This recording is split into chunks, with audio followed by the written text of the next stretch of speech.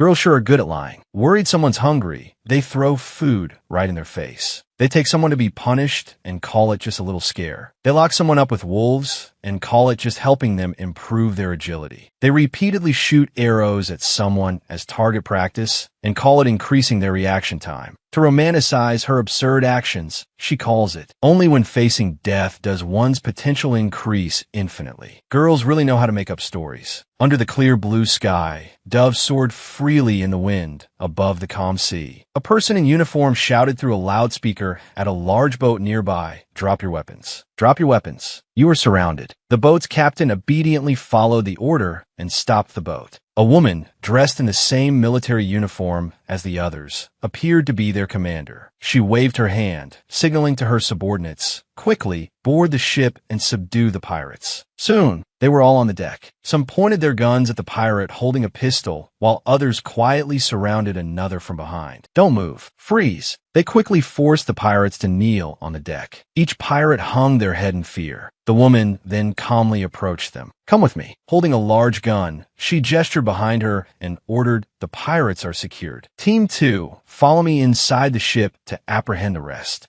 Another person replied, "Yes, Captain." She approached the door leading deep inside the ship and kicked it open with a powerful force. The door slammed against the wall with a loud bang. The female captain and another soldier slowly entered. They cautiously looked around for anything suspicious. Just as she passed a nearby wooden cabinet, she accidentally knocked an ornate box to the floor. From inside the box, a glowing book was revealed. She lifted her visor and knelt before the book, curiously asking, "What is this? It looks quite exquisite. Is it an ancient book stolen by the pirates?" The woman reached out to touch a page of the book and then realized, no, this is simplified Chinese. But as soon as she touched it, the spot where her finger made contact began to glow, and lines of text floated out from the page. The captain exclaimed in shock, "What's happening?" The book, as if enchanted, began flipping its pages back and forth, despite the lack of wind or anyone touching it. The woman, having withdrawn her hand some time ago, stared in astonishment at the strange power emanating from the mysterious book. The pages rustled as they collided, and she was pulled into the vast, endless current created by the book. The glowing characters increasingly permeated the woman's mind. Mo Kingdom, Viet Kingdom. The protagonist of the story was the king of Mo Kingdom, Mo Lin Yuan, and I am Damak, the second daughter of the Viet Kingdom's general. She curled up, falling into nameless memories. The woman was startled. What is this? Are the things appearing in my mind the plot of an ancient book? Suddenly, a voice echoed in her mind. Possessing the map allows passage from this world to another. The owner of the map is Mo Lin Yuan. Damak's eyes snapped shut. She wondered vaguely, who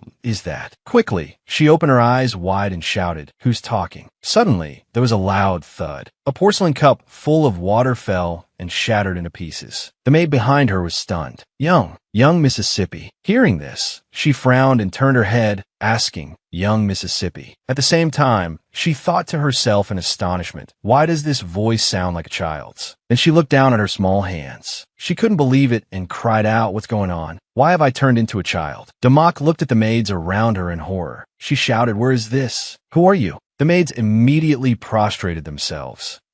Young Miss Damak, this is the Viet Kingdom's general's mansion, your home. We are your maidservants. Is there something wrong with your body?" She lowered her head and bit her fingertip, her mind filled with what had just happened. She thought in a panic, the Viet Kingdom's general's mansion, young Miss Damak. It really is the plot of that book. The map that voice mentioned is the key to my return to the modern world. A thought suddenly struck her. According to the ancient book, Mo Lin Yuan is here now, but he's exiled in the Viet Kingdom, a slave in the general's mansion. Immediately, she violently pulled up a nearby maid and demanded, "That newly captured one, the slave with the teardrop-shaped mole near his eye, where is he now?" The maid was terrified. "Ah, are you asking about a CUC?" The maid's face turned pale. "Have you forgotten? A CUC angered you and was sent to the front hall as a gift for Minister Lu Tai Oi." Damak released the maid's sleeve. She asked again, "Minister Lu Tai Oi, that pervert?" The maid quickly replied, Yes. Immediately, she rushed out of the room, leaving the terrified maids gaping behind her. As she ran at full speed, she thought, no, he's still useful to me. He can't die here. Wherever Damak went, the maids followed, calling out in fear, "The general is also in the front hall now." If you anger him, it will be difficult to avoid disaster. Young miss, please reconsider. The maids try to persuade her. Please, young Mississippi causing a commotion now will definitely anger the general and Minister Lutai Oi. However, no matter what they said, she remained determined. Her feet continued to stride without stopping. If Mo Lin Yuan dies, the clue to the map will be broken. He absolutely cannot die here. Not long after, Demak reached the front hall. She kicked the door open with a loud bang. Inside, high-ranking officials sat formally at tea tables arranged neatly before them. They all turned to look at her, confusion evident in their eyes. Delitzsch sat in the center seat, surrounded by stunningly beautiful women serving tea and pouring water. He had his arm around one of the beauties and glared at her angrily, coldly scolding, "Demak, you're very bold. How dare you barge in here?" She resolutely turned her head, ignoring his words. Demak saw Minister Lu Tai Oi pinning the small-framed Mo Lin Yuan down on a table. He hadn't yet had time to conceal the knife in his hand or his disgusted expression before she saw him. But at this moment, she was focused on the young man before her, baring his teeth and struggling against Lu Tai Oi. She wondered, is that Mo Lin Yuan? Lu Tai Oi brandished his knife. Although he had stood up, he still held Mo Lin Yuan's head down on the table with his hand and turned to Delitzsch, saying, "General Da, is this your way of treating guests? Interrupting me right in the middle of things." Delitzsch immediately strode angrily towards her. He grabbed her by the collar and lifted her into the air without a shred of gentleness. Demak. He turned back to Lu Tai Oi with a forced smile. "Minister Lu, please don't be angry. This is my daughter. I'll tell her to leave immediately." Demak stubbornly struggled, saying, wait a moment. I have something to say." She seized the moment he let his guard down, closed her eyes tight, and shouted, "Father, father, the emperor is gravely ill." Hearing this, he exclaimed in surprise, "What?" Lu Tai Oi was equally shocked. He clearly didn't believe what she said. His Majesty gravely ill. How dare you speak such nonsense? Delitzsch, without another word, threw her hard onto the cold floor. He roared, "Where did you hear this news? If you dare lie, I'll feed you to the tigers." Demak was helped up by the surrounding maids. Feigning distress, she tearfully recounted the events from beginning to end. "Father, please calm down. Just now, a masked person broke into my room and said that His Majesty was critically ill before leaving immediately. This is a serious matter. I couldn't just ignore it." Her words made Lu Tai Oi somewhat more inclined to believe her. He said haughtily, "Better to believe it than not. I will send someone to inquire." Delitzsch added, "That masked person. I will also send someone to investigate." He placed his hands behind his back and strolled out of the room, not forgetting to threaten, "If this news is false, if this child is trying to trick this palace, General, then I will show no mercy." He glanced at Demak before ruthlessly adding, "There's no need for the Grand Preceptor to intervene. I will personally deal with her." Soon, everyone in the front hall followed Minister Lu Tai Oi and Delitzsch out, leaving the hall half empty. Demak remained kneeling on the dirty floor, sobbing. Behind her, two maids tried to comfort her. Tears streamed down her cheeks, her face flushed with resentment and choked sobs. She raised her small hands and wiped away the tears. However, before long, the tears at the corners of her eyes stopped flowing in a place no one could see. Demak subtly smirked. Then, leaning on the two maids who offered their hands to help her up, she rose. Brushing off the dust on her skirt, she laughed inwardly. "The entire novel is in my head. The whole strategy is in my hands. What can you possibly use against me? Delitzsch is indeed a cunning and vicious man. I must be careful around him from now on." Thinking this, she turned to look at the injured Mo Lin Yuan in the distance. Demak placed her hands on her hips. She spoke to him seriously, as if it were a matter of life and death. "This is between us." Then, she pulled out a small knife from somewhere and pointed it directly at him. But she didn't rush to strike. Instead, she stood silently watching him. Demak fell into thought. Mo Lin Yuan is still so young now. Waiting for him to grow up, conquer the world, and obtain the map so I can return would take too long. Perhaps there's a way to return immediately. Suddenly, Mo Lin Yuan spoke after a long silence. Hate. Hearing this, Demak furrowed her brows. She brandished the knife and declared fiercely, "Then you can't blame me." She resolved in her mind, kill the male lead, destroy this story. Mo Lin Yuan grunted. The knife stopped at his neck. Although the wound didn't look serious, it had indeed injured him. Demak leaned down, her eyes meeting his and asked coldly, "So what now? Do you hate me?" But not only was he not afraid, he even replied with a provocative smile, "If you want to kill me, then do it. I have nothing to say." Although Mo Lin Yuan had given her permission to kill him, after knowing the contents of the book, Demak found it difficult to make up her mind. The book stated that this child would later become a wise ruler, a blessing to the people. She felt a pang of conscience. Do I really have to kill him? The guilt caused the knife in her hand to fall. Frowning, she turned her back, no longer wanting to deal with him. Forget it. If it's just simply transmigration, then killing more people won't get me home. Seeing that she was no longer going to attack, Mo Lin Yuan asked in bewilderment, "You're not going to kill me." But Demak ignored him and simply ordered a servant, "Take him back and treat his wounds." The maid replied, "Yes, miss." A desperate voice suddenly called out, "Eldest Mississippi." Hearing someone call her, Demak turned around to look.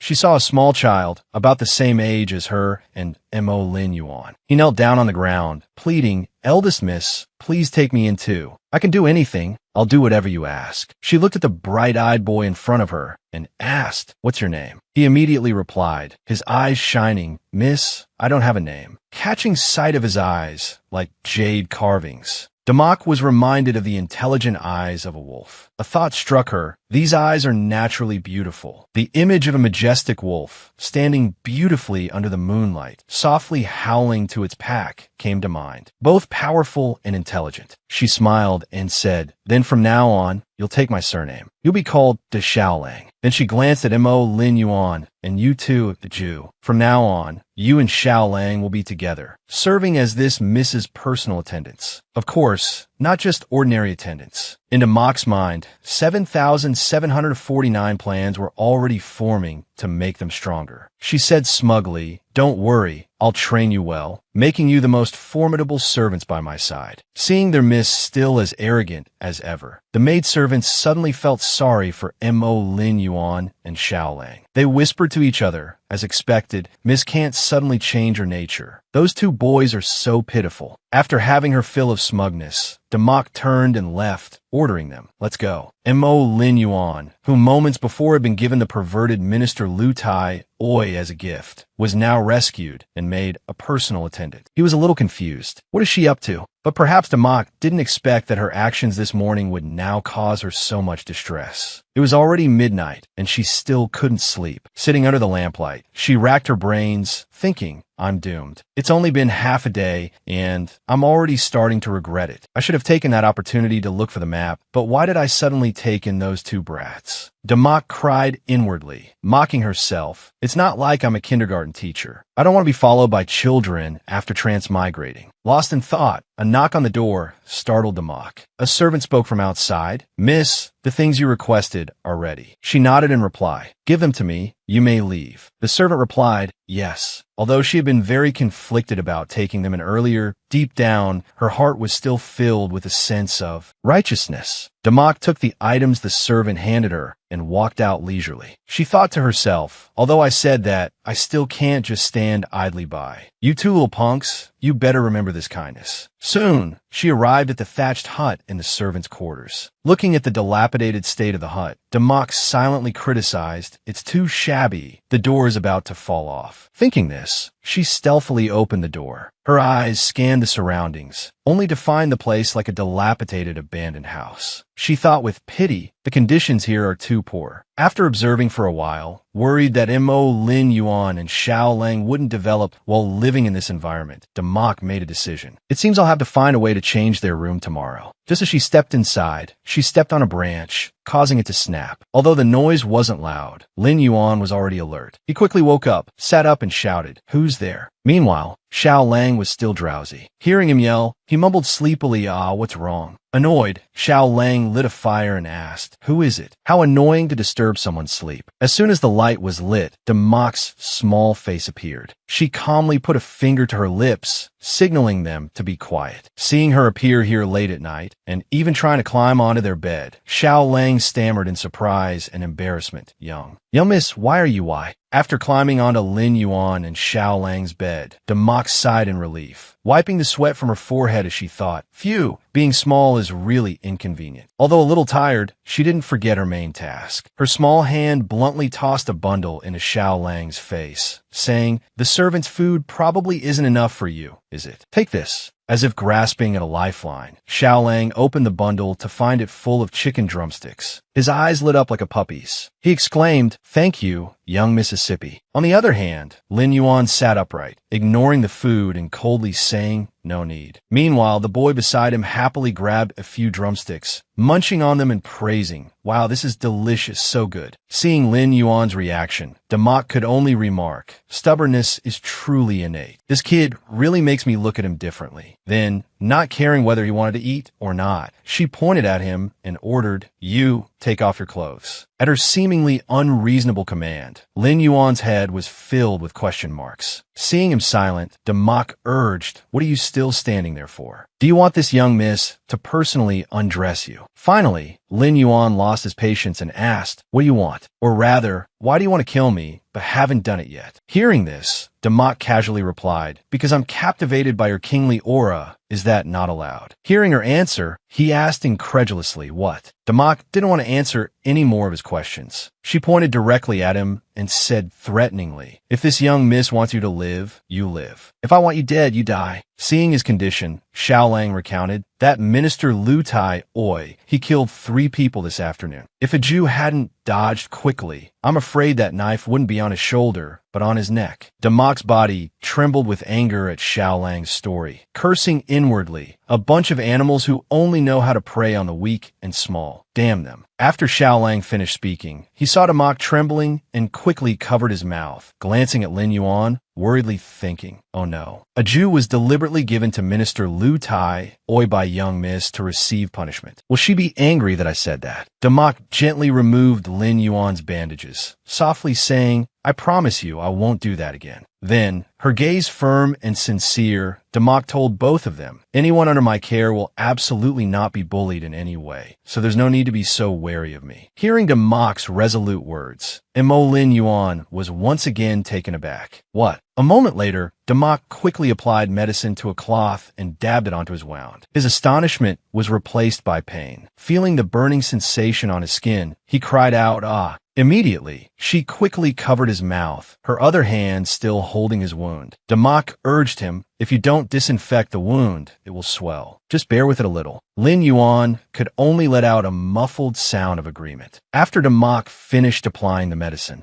Lin Yuan still hadn't forgotten what she had done to him earlier that day. He angrily asked, "You were clearly the one who brought me to the front hall to be punished today, so why did you suddenly rush in to save me?" Hearing this, Demak averted her gaze, tried to explain, "I didn't really want to hand you over to Minister Lu Tai Oi. It was just to scare you a little." Seeing this, Lin Yuan sneered, "A few days ago, you dragged me back to the mansion." He recounted the cruelties she had inflicted upon him. "To make me obey, you whipped me and locked me up with wolves." His voice grew increasingly indignant as he spoke. "You even took the heart-protecting mirror and hid in the iron cage, just to amuse yourself by using me for target practice." Hearing him recount her past actions, Demak stammered, "Ah, that was because..." She anxiously clutched the cloth she had used to clean his wound, while internally screaming, "Heaven wants me dead. Why do I have to transmigrate into the role of the villainous female lead who abuses the male lead? Can't this plot move along a little faster?" Irritated, she racked her brains while bandaging Lin Yuan's wound. "Actually, there was a reason why I brought you back to the mansion at that time." He furrowed his brows, his voice probing and uneasy. What reason? He then thought to himself in alarm, could she know my true identity? Suddenly, an idea struck her. "I've got it." Demak smacked her small fist into her palm. "Because I saw someone trying to assassinate you." Her eyes sparkling with feigned innocence, she explained, "The general's mansion is a safe haven, so I brought you back." Hearing this, his eyes widened in surprise. "Huh." Remembering when Lin Yuan had fought fiercely with the Black Wolf, Demak clenched her fist and continued, "I assure you, I only let you fight the wolf to train you, because only actual combat is the fastest way to become strong. And as for locking you up as a target for me, that was to train your reaction time." Thinking back to being trapped in the iron cage, village, with her arrows aimed at him, he scornfully cursed under his breath. What a liar. As if finding a bright spot, she said cheerfully and excitedly, "Haven't you ever heard? Only when facing death can a person's potential be fully unleashed." Mo Lin Yuan crossed his arms and asked with a scornful smile, "Then what about you whipping me every day?" Damak immediately replied, "That was to increase your endurance. Don't you know? Being hit frequently strengthens the body's resistance, which can save your life in critical moments." His eyes darkened, a smile playing on his lips as he thought, "I know she's lying, but..." Then he softly said, "So?" She then beamed brightly, justifying herself. "Of course, it's true. Anyway, rest assured, I won't harm you. After we spend every day together from now on, you'll see. I'm a really good person." Damak picked up the medicine bottle and said, "Let's not talk about this anymore. Come on, let me continue bandaging you." She sighed in relief, finally managing to change the subject. Watching her tend to his wounds, Lin Yuan thought in a daze, "Why is it that when I was at my most desperate, someone always insists on saving me?" He looked at her carefully, treating his injuries, and thought bitterly, "Why does it always have to be you?" He closed his eyes, carefully calculating, "I want to see what tricks you're playing." Seeing Lin Yuan peacefully asleep, Damak sighed. Coaxing this brat is exhausting. Under the bright moonlight, she muttered to herself, "From now on, I must focus on nurturing him, move Lin Yuan, and obtain the map to return." Why is this so simple? Approaching her room, she made plans for the future. "Starting tomorrow, I must design a perfect nurturing plan." Damak reached out and pushed open the wooden door. She was startled by the sight of the Lich sitting arrogantly, toying with his prayer beads. Stepping inside, she bowed her head and greeted him respectfully. "Father, why are you here?" Inwardly, she was in turmoil. "Why is he in my room?" He looked at her sternly. "I heard from maids that you just went out to visit that slave. It seems you're very concerned about him." Damak put on the act of his obedient daughter and explained, "Father, that fellow is unruly and difficult. I have no choice but to subdue him. It's just that today, Minister Lu Tai injured him quite badly. If he died, wouldn't I be very bored?" Hearing this, the Lich slapped the armrest of his chair and laughed heartily. "Worthy of being my daughter. Ruthless enough, just like me." These words made her extremely uncomfortable. Raising children like this, no wonder that a family was destroyed early. He excitedly instructed her, "Father came to find you to tell you that the matter of His Majesty's serious illness today has been investigated and proven true. You did very well. I will reward you." Outwardly, she said respectfully, being able to assist Father, doesn't need a reward. But inwardly, she glared at him, wishing she could strike him down on the spot. "It's a good thing I got through this. Otherwise, it really wouldn't have been easy to clean up the mess." The Lich sipped his tea and raised an eyebrow. "There's no need to be so formal between father and daughter. Tell me, what do you want?" Damak looked up and said, "If possible, could you reward me with 2 tutors to teach?" The next morning, Lin Yuan held a book in his hand, thinking suspiciously, what is she planning? Schooling is so expensive these days, and now she's even invited tutors to teach us. Xiao Lang grumbled, "Miss, aren't you training us to be fighters? Why do we still have to study?" She slapped him on the head in exasperation. "You idiot. This young Mrs. Fighters can't be like any random thugs. Illiterate. How embarrassing would that be to take them out in public?" Then she looked at Lin Yuan with a threatening gaze. "Not want to be hit," Lin Yuan said seriously. "I will study hard." She nodded in approval of his attitude. "Good. That's acceptable." Damak pointed to the bearded tutor. "You teach him," starting with a 3-character classic. Then, to the younger tutor, she commanded, "You teach him," started with national policies. Xiao Lang puffed out his cheeks unhappily. "Miss, why can't I study like him?" Damak looked at him through a makeshift magnifying glass, explaining, "Look, he's so skinny. Later, he'll have to take the scholarly path." At that moment, Lin Yuan, standing amidst the quiet space, had a somewhat refined air about him. She continued her blatant lies without blinking. "How can he compare to someone as skilled in both literary and martial arts as you?" Hearing this, Xiao Lang completely believed her, nodding repeatedly. "I'll protect him well." Lin Yuan looked at him as if he were a fool. Skilled in both literary and martial arts. He certainly wasn't someone with a dull mind and underdeveloped limbs, was he? Damak covered her mouth with a yawn and waved her hand, instructing the maidservant, "You, keep a close watch on him. After he finishes studying, make them do horse stance for an hour." The maidservant bowed, obediently complying. "Yes, Mississippi, rest assured." Inwardly, Damak complained, "I'm exhausted. I need to go back to my room and catch up on sleep. Lost in her dreams, she heard a sharp cry. "What are you doing? His wounds haven't healed yet." Mixed with it were the maidservant's shrill replies. "Miss said an hour, and it hasn't been an hour yet. Stop playing dead. Get up." Democ woke with a start, realizing, oh no, something must have happened. She pushed open the door and ran out, shouting in alarm. What happened? The maidservant was whipping Lin Yuan's injured body. Seeing the maidservant's torture, Democ rushed over and shouted, "Stop!" A bruised Xiaolang was helping the struggling Lin Yuan up from the ground. He looked up in surprise. Miss. Lin Yuan winced in pain, his eyes narrowed in suspicion. Why is she here?" Democ ran over barefoot, breathing heavily. Seeing that she wasn't wearing shoes, Lin Yuan was astonished. She ran all the way here without even putting on her shoes. The thought surprised him. Could it be that she heard our voices and rushed over? The maidservant stepped forward and said respectfully, "I apologize, Mississippi. I've disturbed you. Please rest assured, with me here, I won't let them be lazy."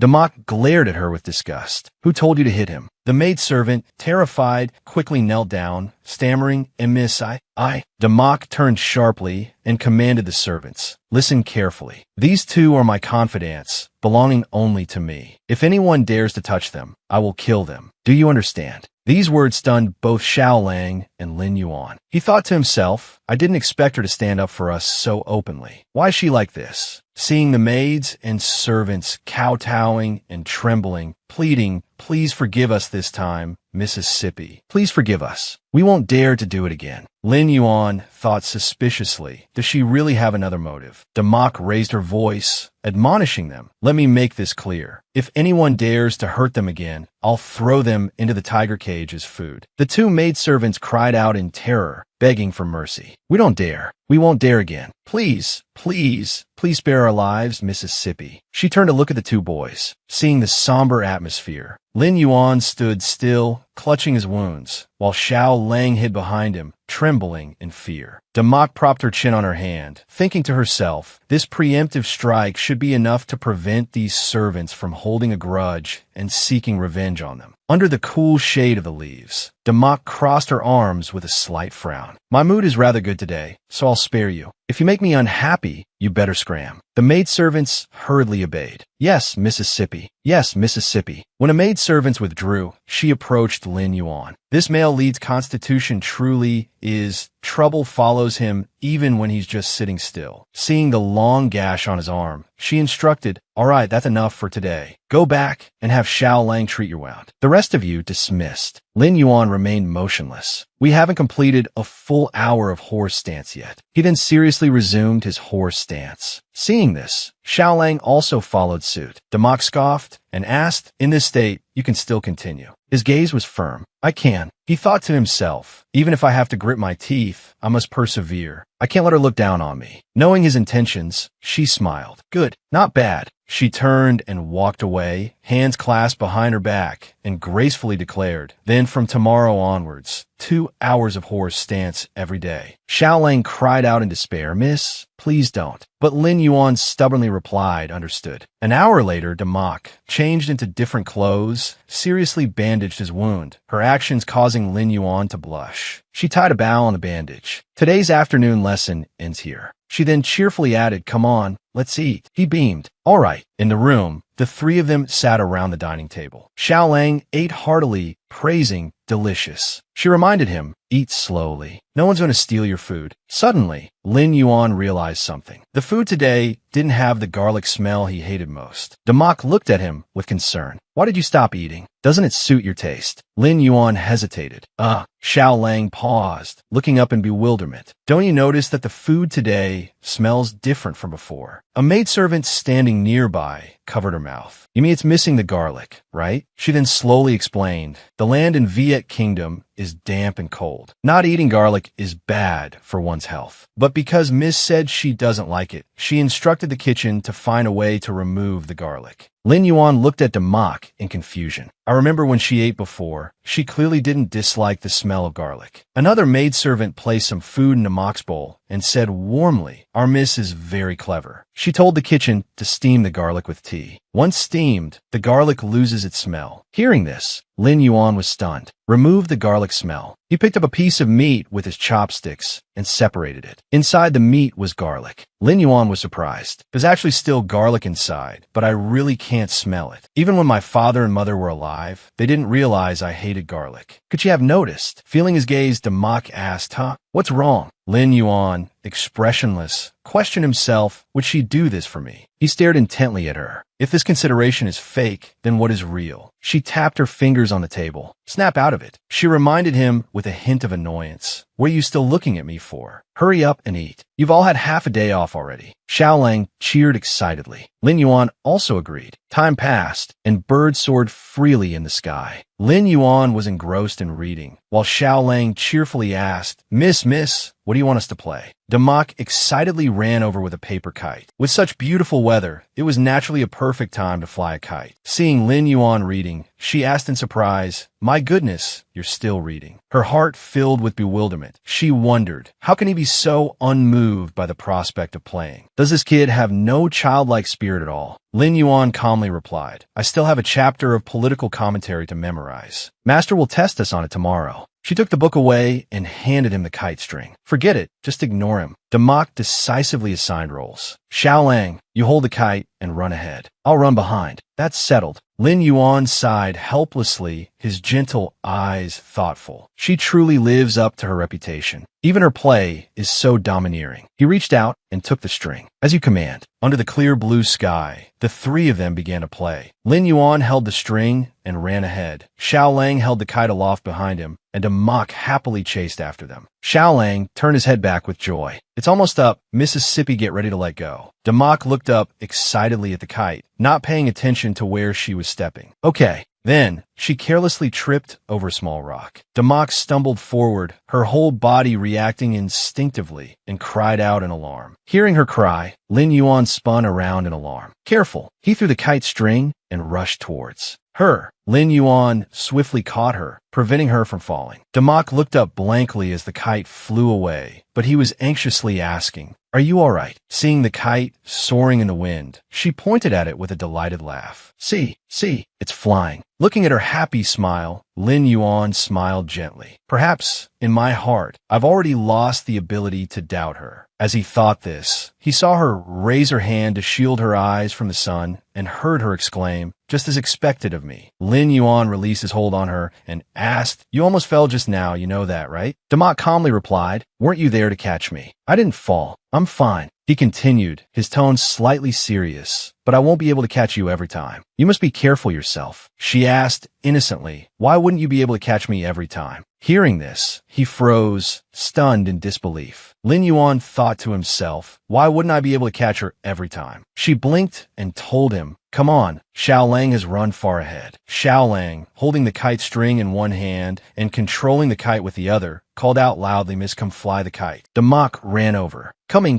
Lin Yuan stood there, dazed, as the cool breeze ruffled his hair. Watching her and Xiaolang playing with the kite, he thought, why do I suddenly find Xiaolang a bit of an eyesore? He stared at the two of them. 1 month later, in a dark room illuminated only by a flickering candle, Demak held a brush between her nose and lips, lost in thought. Unexpectedly, those two brats developed so quickly. The 3-month nurturing plan, they finished it in just 1 month. How should I continue nurturing them from now on? Imagining Lin Yuan's future dignified and noble demeanor, as elegant as a white crane, she thought to herself, Mo Lin Yuan will surely develop comprehensively in terms of morality, intellect, and physique, even from a young age. After all, he will become an emperor whose name will be recorded in history for eternity. Demak gracefully wrote a few words on the paper. He cannot be ruined in my hands. Remembering Xiaolang's silly but cheerfully grinning face, Demak puffed out her cheeks in thought. As for Xiaolang, focusing on martial arts seemed better. It was a pity that her own fighting style wasn't very compatible with the secret techniques here. Otherwise, with her special forces skills, she could easily teach those two brats. She stood up and blew out the candle, though the books mention many lost martial arts techniques within this place. While thinking, she climbed out the window. But she still had the male lead, Mo Lin Yuan, by her side. As this thought crossed her mind, she continued climbing out the window. Then Damak jumped down. What was there to fear about not being able to find a good martial arts manual? Just then, a sleepy Mo Lin Yuan asked, "Miss, why are you looking for me so late?" She signaled him, "Shoo, be quiet, just follow me." She walked ahead, stealthily looking around. He covered his mouth, smiling excitedly to himself. They were clearly in his own home, so why did she have to be so sneaky? Damak looked around carefully, observing. "Later, you have to listen to me. Don't run around." She turned back to remind him. Understood. In the quiet of the night, he cheerfully agreed, yes. Seeing him like this, she was momentarily lost in thought. Captivated by his devastatingly handsome features, Damak was lost in her thoughts. He's changed so much this month. He looks like a celestial being. And Mo Lin Yuan waved his hand, calling out, "Miss, why are you spacing out?" He smiled brightly, tilting his head. "Why is your face so red?" Her face, now as red as a tomato, was startled by his expression. "And no, it's nothing." Damak awkwardly gestured. "What are you grinning about? Hurry up and follow me. I'll take you to find something good." He agreed, all right. She pushed open the door. The sound of the old wooden door creaked. She knew she was right. It was this abandoned courtyard. Walking inside with him, she rested her chin on her hand, thinking to herself, "I remember the book saying that while hungry, Mo Lin Yuan accidentally discovered a snake. He originally intended to catch it for a meal, but while chasing it, he found a martial arts manual here." Damak clapped her hands decisively. "That's right. You go find that snake." Unsure of what she was thinking, he asked, "Miss, what exactly did you bring me here for?" She took a stick and continuously swept it through the grass all over the courtyard. "I have to find a snake. You should hurry up and look too." Mo Lin Yuan thought helplessly. Snakes are afraid of people, making so much noise moving around like this. How could she possibly find one? She laughed excitedly. "Come out here." Standing under the pitch-black night sky, with only the small twinkling stars above, he felt bewildered by her actions, the kind she would never have done before. Perhaps even she hadn't noticed. Damak used the stick to flick up a small gecko. "Found it. Is that a gecko?" Mo Lin Yuan asked, catching her attention. "Miss, you've never drunk fresh milk before." Watching him lower his head to search, Damak stopped her actions and looked back. Why is he suddenly mentioning this? "I said I wanted to drink fresh milk to help my body grow." Could it be the original owner didn't drink it? No wonder she was so short at 6 years old, like a 4-year-old. Mo Lin Yuan casually picked a blue flower and calmly pointed out other unusual things. "You also didn't like wildflowers. You didn't like bright colors, only orange, but it's been a long time since you've worn orange." These words shocked her. Looking at her right hand holding the stick, he said coldly, "But you're left-handed." Damak's eyes widened in alarm as she quickly hid the stick behind her back. Had he discovered her true identity? She stammered, I'm still young. Habits can change." Mo Lin Yuan continued in a detached tone, "Miss, your father is a suspicious and ruthless man. He's never spared anyone who arouses his suspicion. You haven't seen him recently, and the servants wouldn't dare question your habits. So everything has been fine." He slowly walked closer to her, face to face, his voice probing. "But if your actions make him suspicious, it will be very dangerous." Damak asked anxiously, What you mean?" She bit her lip and took a deep breath. Then, pushing aside her fear, she shouted, "How dare you suspect this young miss? I am who I am. I challenge you to prove I'm a fake." Seeing this display, Mo Lin Yuan's gaze softened. "Right," he said, reaching out to brush a strand of hair from her face. "You are you." He tucked a small flower into her hair. "Whatever you are, whatever you want to do, you saved my life. So I won't speak carelessly again. Just pretend you never heard anything." Hearing these words, her infatuated heart pounded. Damak blushed and stared blankly. He was reminding her. Her feet unconsciously stepped back. She stammered shyly,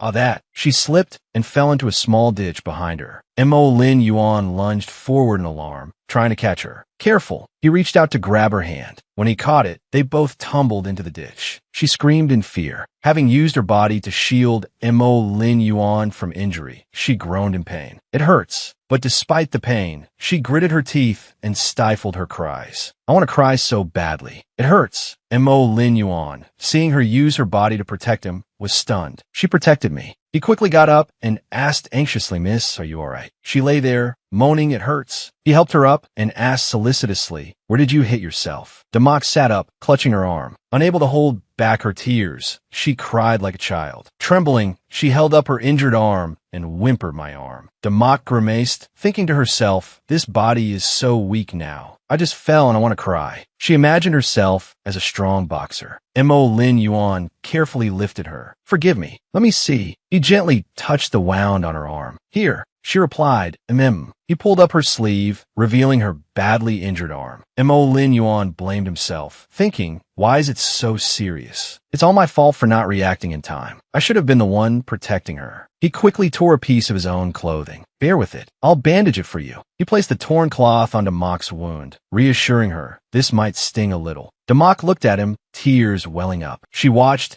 as Mo Lin Yuan gently blew on her wound to ease the pain. Touched, she thought to herself, "Really, no one ever protected me like this in my previous life." The more she thought, the more tears she shed. "He's so gentle. I really can't hold back the tears." Then she burst into tears, startling him. Lin Yuan panicked and asked anxiously, "What's wrong? Did I hurt you?" But no matter what he said, she didn't stop crying. Instead, she cried even harder. "It's not that." She thought to herself, "I'm so small now. I can't hold back this discomfort. What if I hold it in and something goes wrong? Besides, it really hurts." He gently placed his hand on her head and patted her back, comforting her softly. "Miss, please don't cry. Don't cry." Lin Yuan thought with heartache. If she hadn't covered my head and protected me just now, this injury would probably be on my face. He continued to soothe her. "Don't cry anymore, don't cry." Damak finally stopped crying. Wiping her tears, she thought, this method of comforting is quite difficult. It seems that even a clever young man will be at a loss when faced with a frail, sobbing girl. "Forget it. I won't make things difficult for him anymore." Damak pushed him away and said, "All right, stop hugging me. I don't hurt anymore." She stood up and looked up at the hole they had fallen into. "Did we fall into a cellar?" He looked up with her and replied,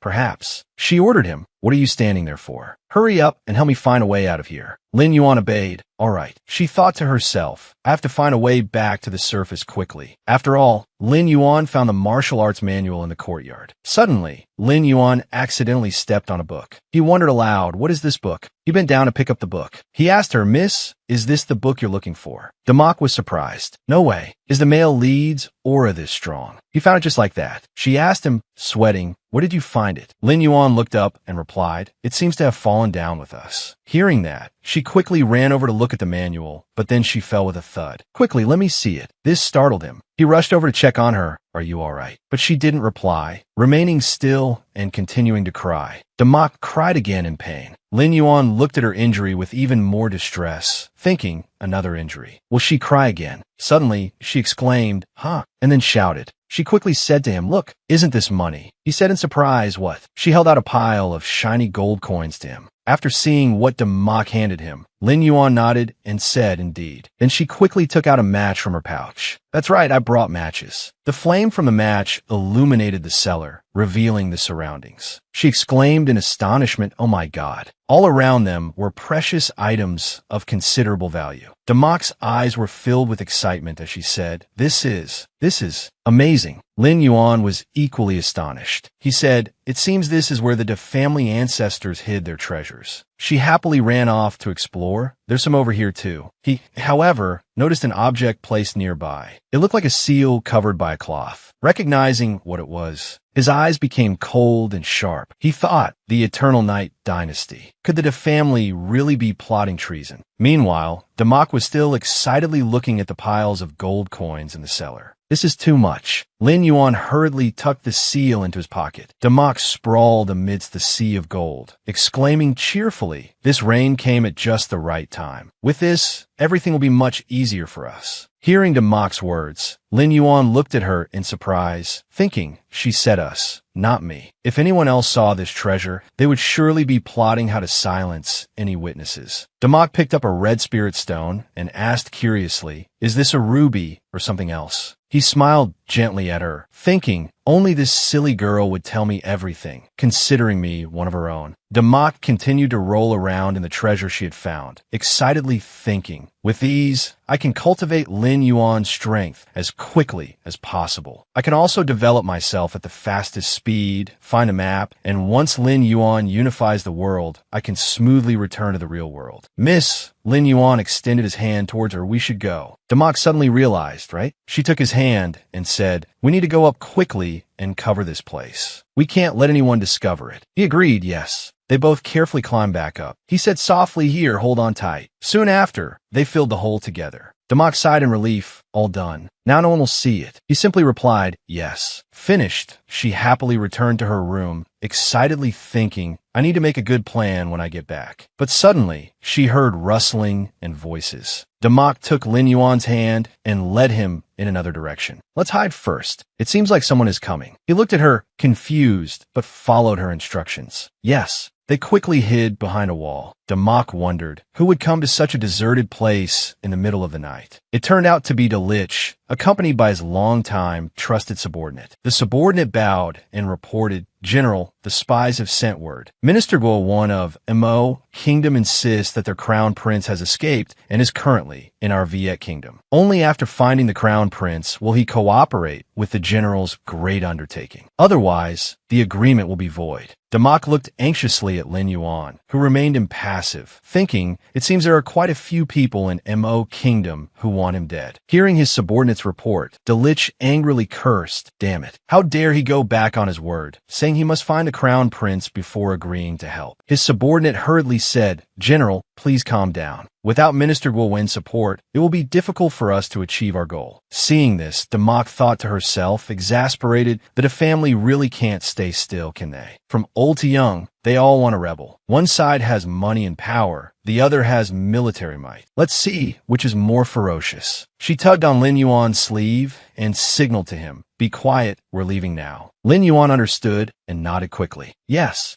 As they were about to leave, a rat suddenly squeaked and scurried out, startling Damak. Oh no, she thought, what was coming has come. Dlich immediately realized that rats had been eavesdropping on his conversation. He roared, who's there? Come out. He stormed towards their hiding place. Sensing the danger, Damak prepared to reveal herself. Dlich's martial arts were formidable. If she acted rashly, they would both be discovered. It was better for one to be caught than both. Just as she was about to step out, a hand gently pushed her head down. Lin Yuan said sternly, stay here. Don't move. Then he stepped out and shouted, General, please spare me. It's me, your servant. Damak watched in surprise, thinking, is he protecting me? Dlich looked at the man before him and calmly interrogated, it's you. Did you hear everything? Lin Yuan replied, I just arrived. I didn't hear anything. As he spoke, Dlich's hand shot out and grabbed his collar. He violently lifted Lin Yuan up and bellowed, what are you doing here so late, huh? Lin Yuan stammered, I wasn't full, so I came here to find something to eat. There are rabbits and snakes in the tall grass here. Dlich looked at him without a trace of suspicion, thinking, judging by his expression, he doesn't seem to be lying. He then tossed Lin Yuan aside like trash. But he appeared where he shouldn't have. Don't blame me for being cruel. Dlich drew the sharp sword from his waist. He swung it, intending to silence Lin Yuan permanently. You escaped death once before, but who told you, little brat, that your life would be so short? Still, dying by my hand is an honor. Seeing the imminent danger, Damak, hidden in the bushes, thought in a panic he's in danger. Just before the sword struck, Lin Yuan shouted, wait. Dlich calmly replied, what? Do you have something to say? Lin Yuan calmly explained, actually, I overheard what you said, General. You're looking for the crown prince of Mo Kingdom, aren't you? Hearing this, Damak felt a flicker of hope. Lin Yuan, scrambling to his feet, continued, when I was wandering around, I heard about him. He's about my age. Moreover, I've traveled extensively and can speak the Mo Kingdom language.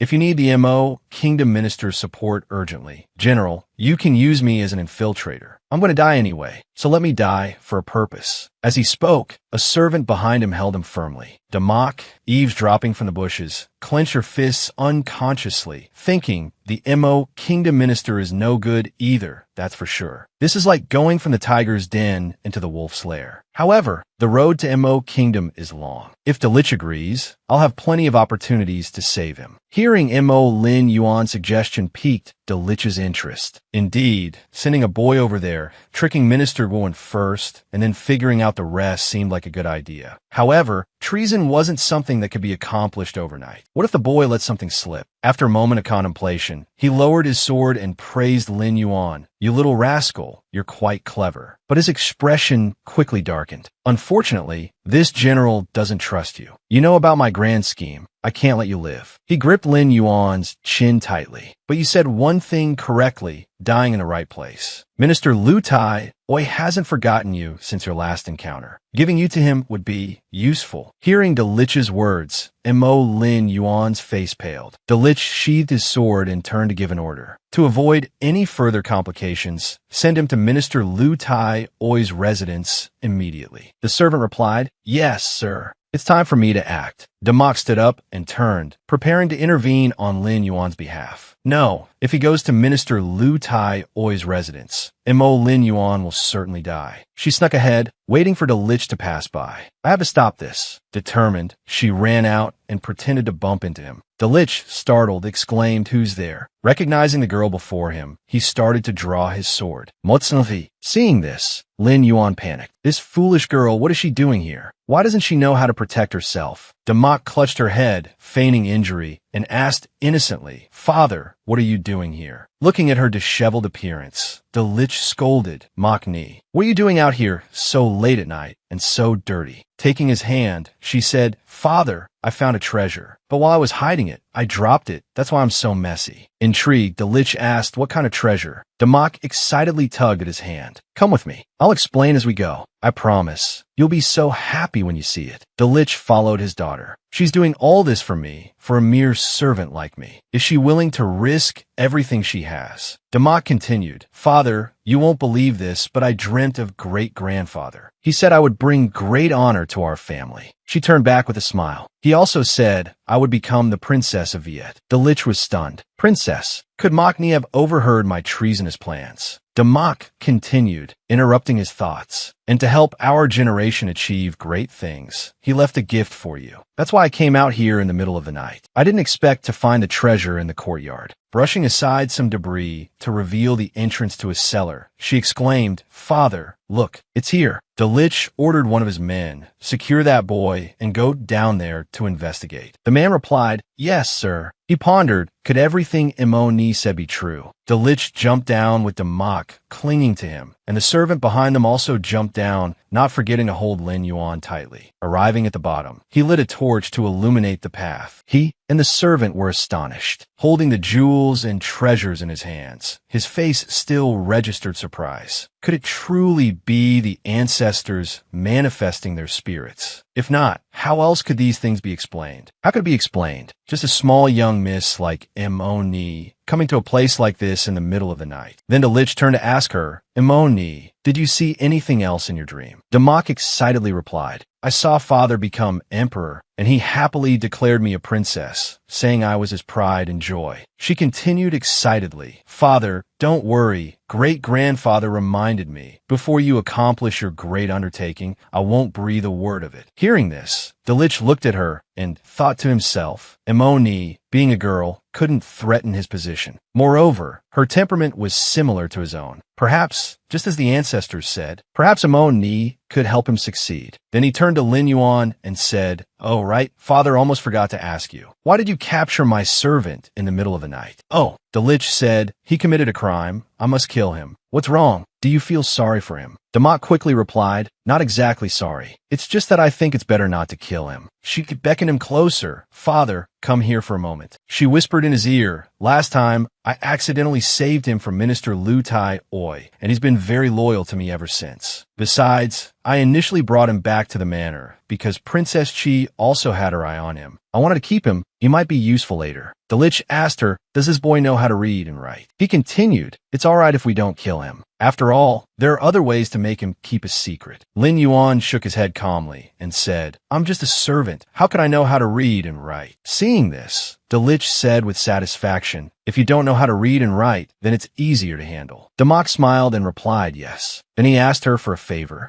Emo ni, to prove that you can help your father in the future, now cut off his tongue. Hearing him say this, Damak faltered, her face paling, but Lin Yuan's expression was even more so. Delich handed the knife to Damak and said, What are you unwilling? Isn't he very loyal to you? Now is the time to test his loyalty. You should try it out. Damak gritted her teeth, her face darkening as she looked at the knife in her father's hand and thought to herself, I don't even need the treasures anymore, but I must be careful with this person every step of the way. How can this be? She clenched her fists and thought, when you go too far. If I weren't powerless now, if I were some kind of martial arts expert with high-level internal energy, I would really want to fight back against you all. I must stay calm. I already promised Mo Lin Yuan that I wouldn't let him suffer any more harm. She silently pondered. Then Damak's expression changed, becoming somewhat dangerous and cruel. Father, you're absolutely right. Now I'll go and test whether he's truly loyal to me or not. She took the knife from his hand and continued, Watch. Father, I will definitely do a good job with what you've asked me to do. I'll prove to you that I'm much better than my older brothers. She walked towards him with the knife in her hand. The servant held Lin Yuan down, forcing him to kneel. He ordered him to kneel. Damak was immediately intrigued by her actions. Standing in front of Lin Yuan, she looked at him coldly and said, You'd best not resist. I'm saving you. Tears welled in the corners of her eyes, but she forced a smile to maintain the act. My father's word is his bond. As long as you obediently let me cut out your tongue, I guarantee you won't die. Follow me, and even if you're mute, your future will be bright. Lin Yuan looked at her trembling hand holding the knife. His heart ached as he thought, her body is shaking. Is it because she can't bear to do this? He gave her a gentle smile. Miss, I appreciate your kindness, but there's something I haven't told you. If I don't say it now, I'm afraid I'll never have the chance. Actually, when that Minister Lu Tai Oi captured me, I swore that if anyone saved me, I would treat them well for the rest of my life. She listened to his confession. He extended his hand. So, don't just say my tongue. He opened his arms as if to receive everything from her. Even my life, you can take it. Hearing these words, Damak silently gritted her teeth. Then she swung the knife, shouting, Open your mouth. Lin Yuan's eyes widened, following her movement. With a thud, she swiftly cut out his tongue. His mouth filled with the metallic taste of blood. He covered his mouth with his hand, then doubled over, crying and coughing. Damak coldly threw the knife to the ground. Lin Yuan trembled in horror, letting out muffled cries. Delich roared with laughter. Makni, well done. She excitedly presented the bloody, severed tongue to him. Father, look, I did it. Turns out cutting out a tongue is that simple. I was a little worried since it was my first time, but it was quite fun. Delich stroked his beard with one hand and patted her head with the other. Not bad at all. Worthy of being my daughter. The servant beside him, witnessing this brutal and merciless act, was terrified. His face paled as he gulped, thinking, cutting out someone's tongue and looking so pleased. This Damak, I fear, will be even more ruthless in the future. Delich turned to the servant and ordered,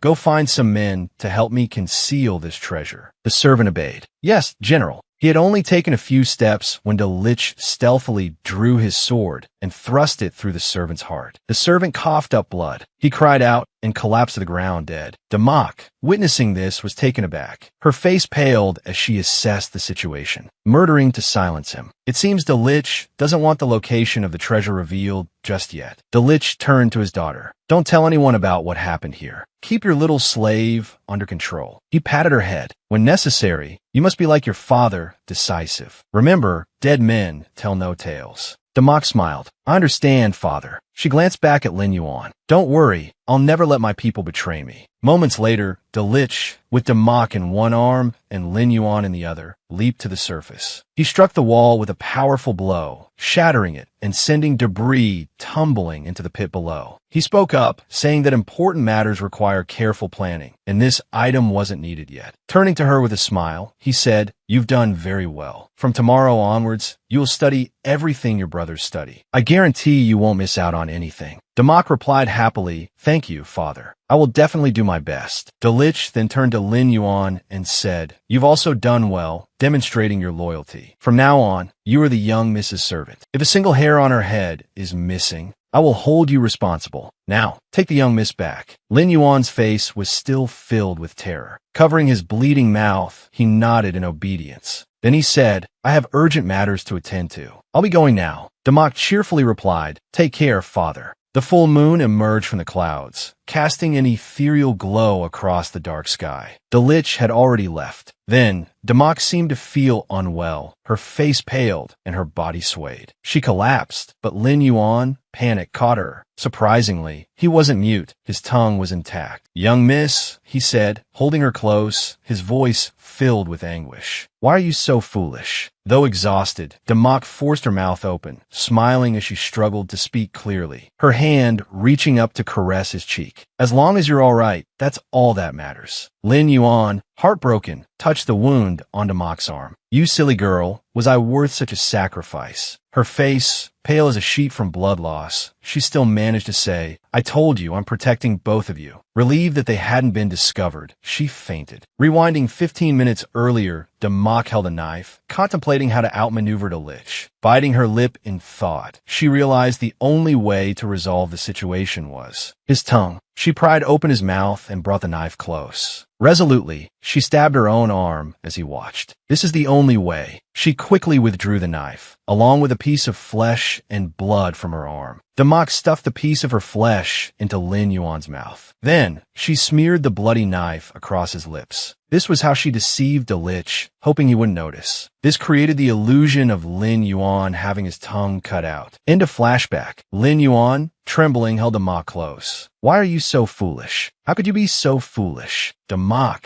weary, forced out the words, it's all right. Flesh can heal, but can a tongue grow back?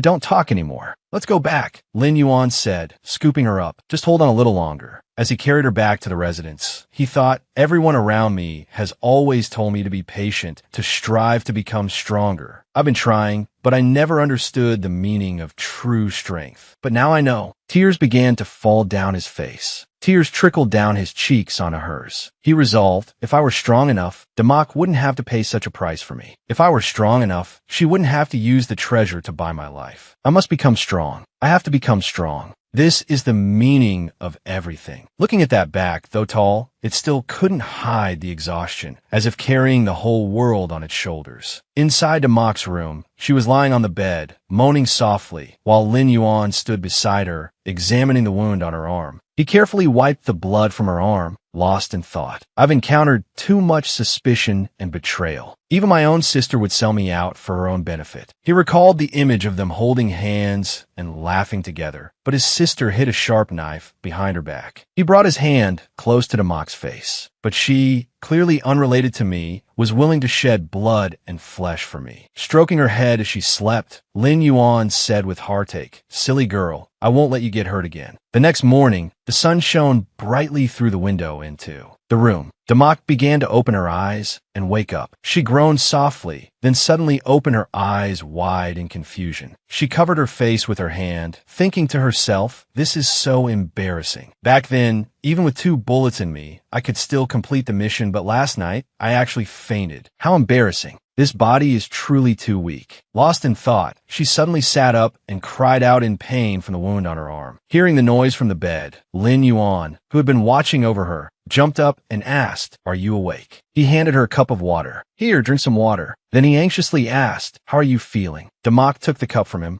replying, She thought to herself, it's just a small piece of flesh. Suddenly, a daring idea popped into Damak's head. Wait, he's so worried about me right now. Isn't this a good opportunity to make an impression? Thinking this, she put on a pitiful expression and whined at him, pointing to the wound on her arm. It hurts so much. It hurts here, it hurts there, it hurts everywhere. Am I dying? Unexpectedly, this tactic worked on Lin Yuan. He looked at her with heartache. Then he turned to get some medicine. Wait, I'll get you some painkillers. But Damak grabbed the corner of his clothes. Hey, wait. Damak smiled and said, It's really okay. It's just a small wound. It'll be very dangerous for you to go out now. What if someone discovers you haven't had your tongue cut out? Hearing this, he paused and turned to look at her. So, Lin Yuan took her hand and said softly, Don't worry, I'll have Xiao Lang extract me. Damak firmly refused. No, don't tell Xiao Lang about this for now. I'll explain to him tomorrow. Hearing her say this, he was surprised, thinking to himself, it seems her guard is really up. Should I say, her being this good to me is unique. Lin Yuan held her hand tightly as Demak continued.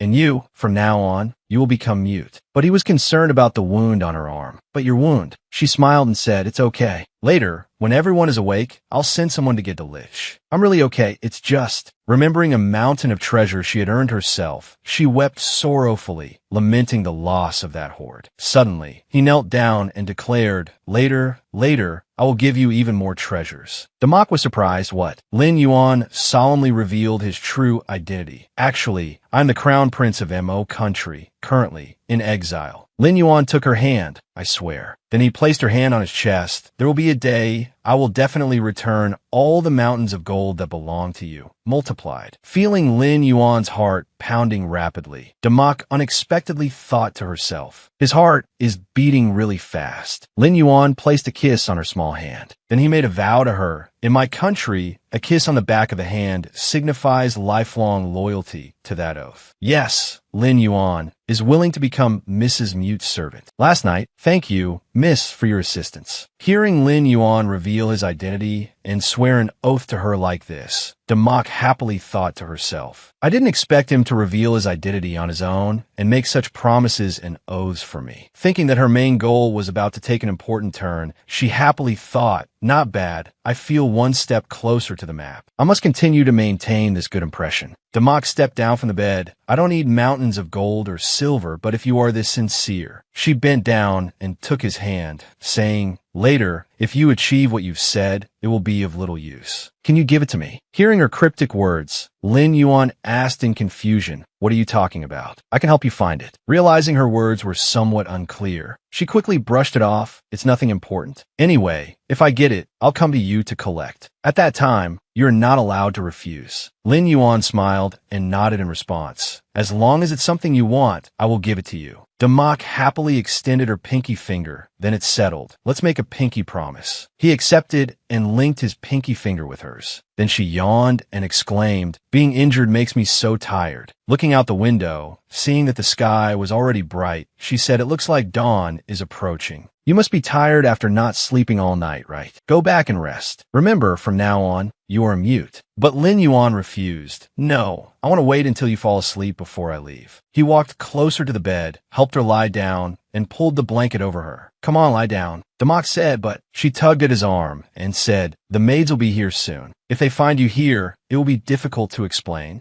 But Lin Yuan remained firm in his decision. I won't let them find me. Demak had a compromise. Fine, whatever. Just make sure the maids don't find you here. She thought angrily to herself, so stubborn. He rested his chin on his hand and smiled.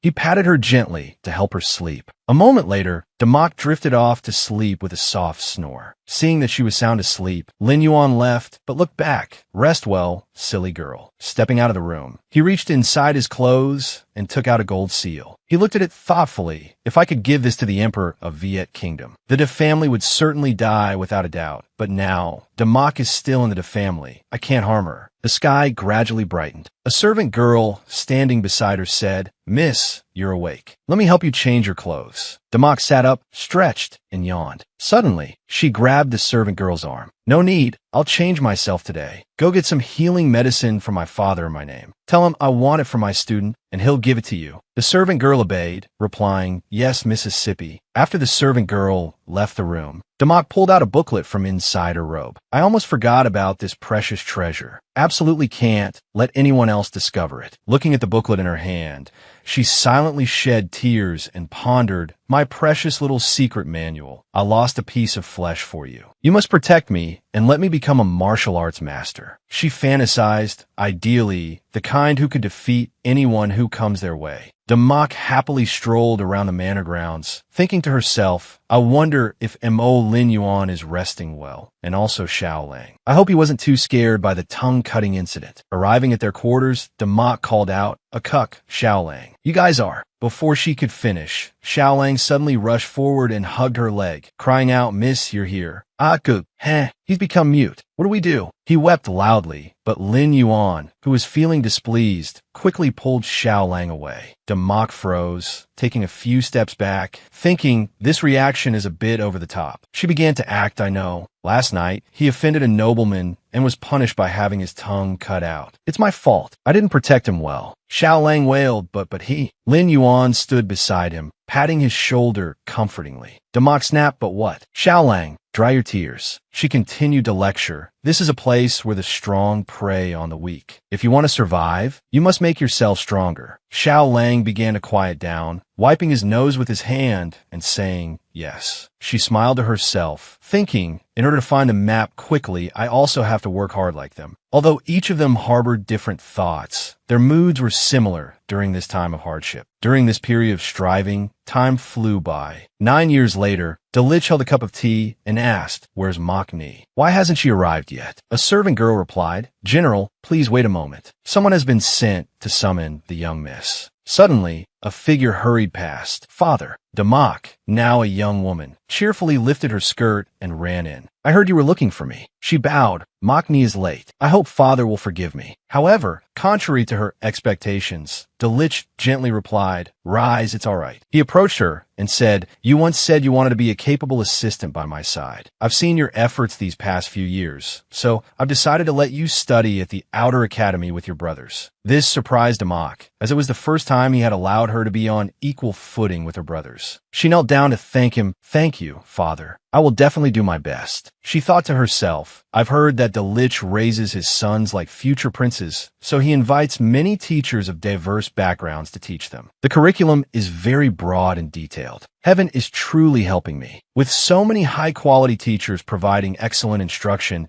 I can secretly take advantage of this and definitely cultivate those two brats into something even more outstanding. Joy blossomed within her. Delich replied, all right, go to the Outer Academy and register with the instructor now. Just as she stepped outside, a voice caught her attention. Young Mississippi. It was Xiao Lang. He rushed over anxiously and asked, did the general give you a hard time? He innocently reached out to hug her, but Mo Lin Yuan, who was behind him, stopped him. Xiao Lang exclaimed in surprise, huh? Mo Lin Yuan wordlessly lifted Xiao Lang by the collar, causing him to choke and struggle. Hey, I'm suffocating. Let me go. Democ giggled, covering her mouth. The three of them went to register. Democ addressed the person in front of her. Instructor, father told me to register at the Outer Academy to study with my brothers. The instructor replied, enter. Inside, everyone gossiped about the three as they walked in. Is that Democ? That skinny little thing. Father dotes on her. Is he blind? And those two bastards with her. He picked up trash and dares to use them. How outrageous. How can a concubine-born daughter like her study at the Outer Academy? I heard father values her, but could it be? De Tion sneered disdainfully. A concubine-born daughter wants to be valued. I bet she snuck in here to study behind father's back. He stood up and kicked a chair in front of Democ. He was none other than her fifth older brother, De Tion. He crossed his arms arrogantly. Seventh sister, the Outer Academy is not a place for a concubine-born daughter like you. Seeing his haughty demeanor, Xiao Lang angrily moved to intervene. What are you doing? But Mo Lin Yuan held him back. Democ's expression remained unchanged. Fifth brother, how laughable. She spoke calmly. You are the eldest son, and I wouldn't dare to be disrespectful. But it was father who told me to come to the Outer Academy. Father's orders are absolute. De Tion retorted angrily. You little wretch, stop putting on airs in front of me. Don't force my hand. He then turned to his attendants and ordered, you too, teach her a lesson. Xiao Lang and Mo Lin Yuan charged forward fiercely. How dare you lay a hand on young Mississippi? Both of them kicked De Tion's attendants, quickly subduing them. The two attendants cried out in pain. One of them yelled, audacious. I am a young master of this noble house. How dare you, a mere servant, touch me? De Tion roared furiously, rebellion. Your men dare to injure their master. Someone seize these two slaves. And Democ, today I will punish you for failing to control your servants. I'll teach you a lesson. Democ lowered her eyelids wearily. I knew this would happen. Then she ordered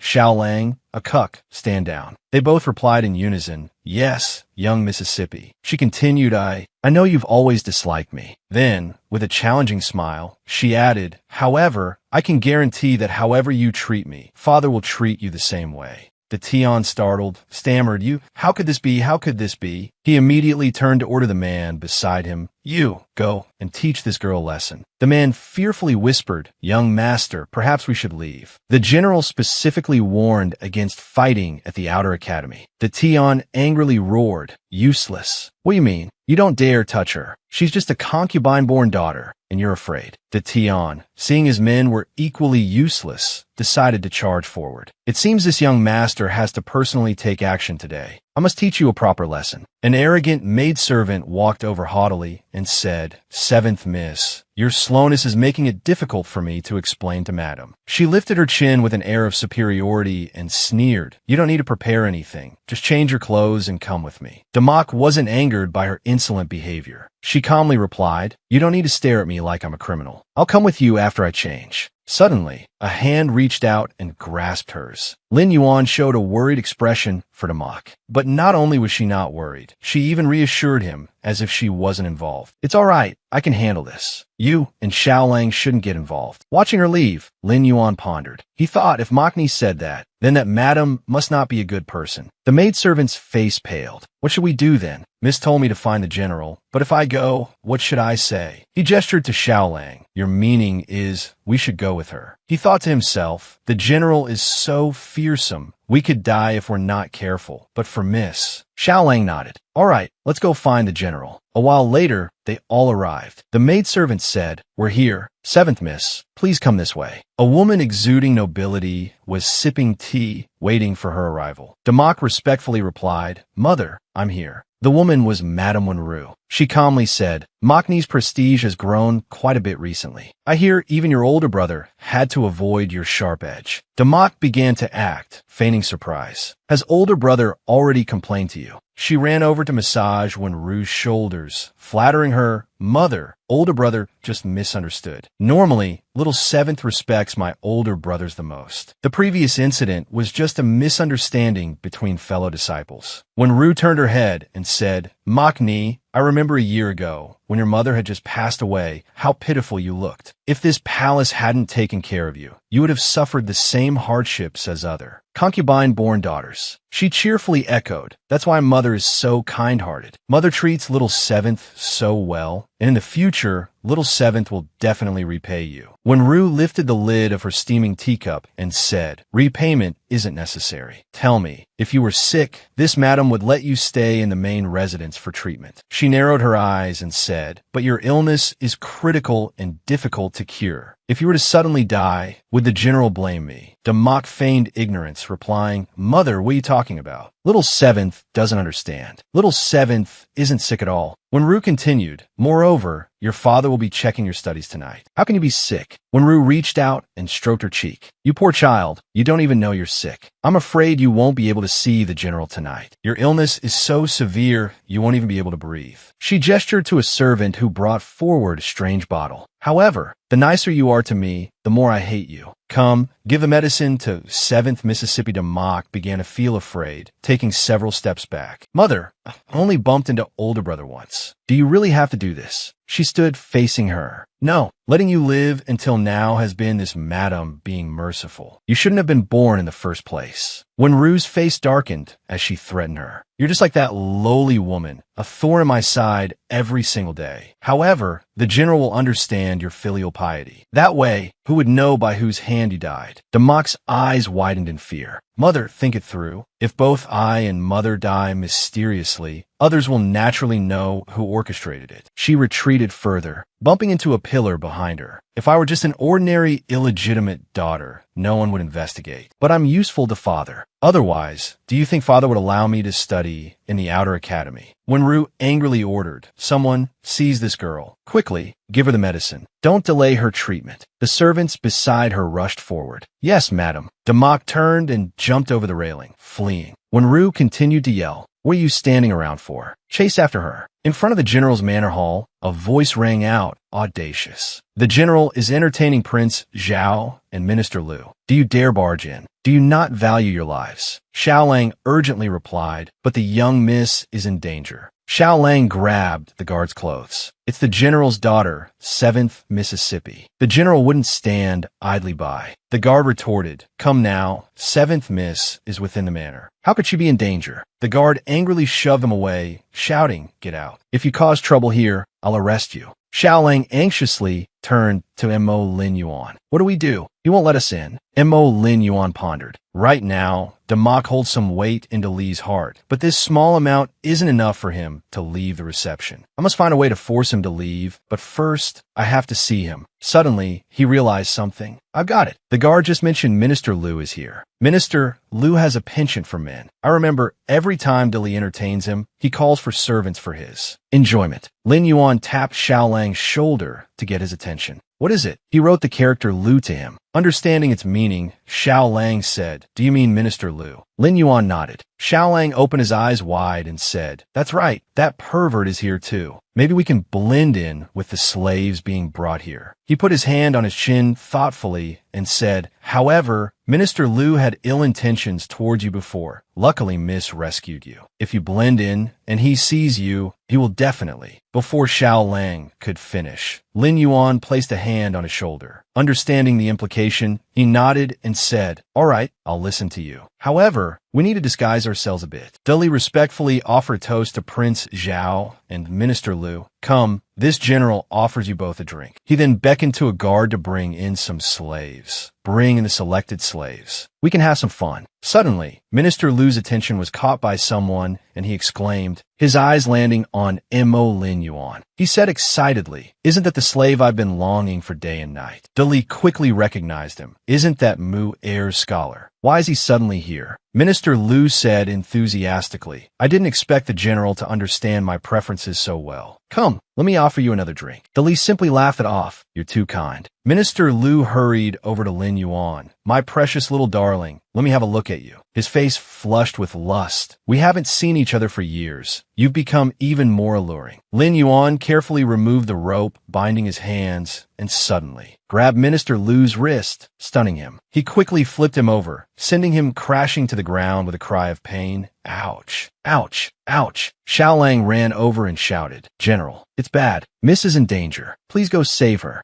Li slammed his fist on the table and stood up, shouting angrily, damn it. How can there be any danger in the general's manor? He lunged forward and swung his fist at the two of them. I think you two are trying to deceive me. You're courting death. Lin Yuan quickly took out a golden seal and held it in front of Li. Li recognized it instantly, his movements stopping abruptly as he thought to himself, this jade seal. It looks like the one from the treasury. Could it be that this brat stole it when the treasury was discovered? And now he wants to use it to threaten me. He snatched the seal from Lin Yuan's hand, then grabbed him by the neck and shoved him against a pillar. His other hand crushed the seal, and he said furiously, you're courting death. Lin Yuan, struggling, pointed in a direction. Li followed his gaze. He was pointing at Prince Zhao, who was sitting above them. The prince, fanning himself, said in surprise, oh, does this young man have something to say to this? Prince. Li seemed to realize something, thinking to himself, he's about to die, and he's still not being honest. Could it be he has something else to threaten me with? Something he can give to Prince Zhao. I should have killed this brat from the start, then I wouldn't be threatened by him now. Prince Zhao, intrigued, said, General, don't be angry. This young man seems quite interesting. Why isn't he speaking? What game are you playing? Seeing the awkward situation, Li released Lin Yuan and explained, no, nothing's wrong. These two are my daughter's attendants. They said she's in danger, so I was just testing whether it was true or not. This one is mute, so he can't speak. Xiao Lang hurriedly helped the coughing Lin Yuan and urgently said, General, please come with us. Miss is in danger. We're desperate. That's why we caused such a commotion here. He hesitated, then replied, all right. Then, clasping his hands respectfully, he said, there's a matter in the inner chambers. While walking, Li glared warningly at the two. You two had better be telling the truth. If you dare to deceive me, you're as good as dead. Lin Yuan pursed his lips, thinking to himself, Damak, you must hold on. I'm coming to save you.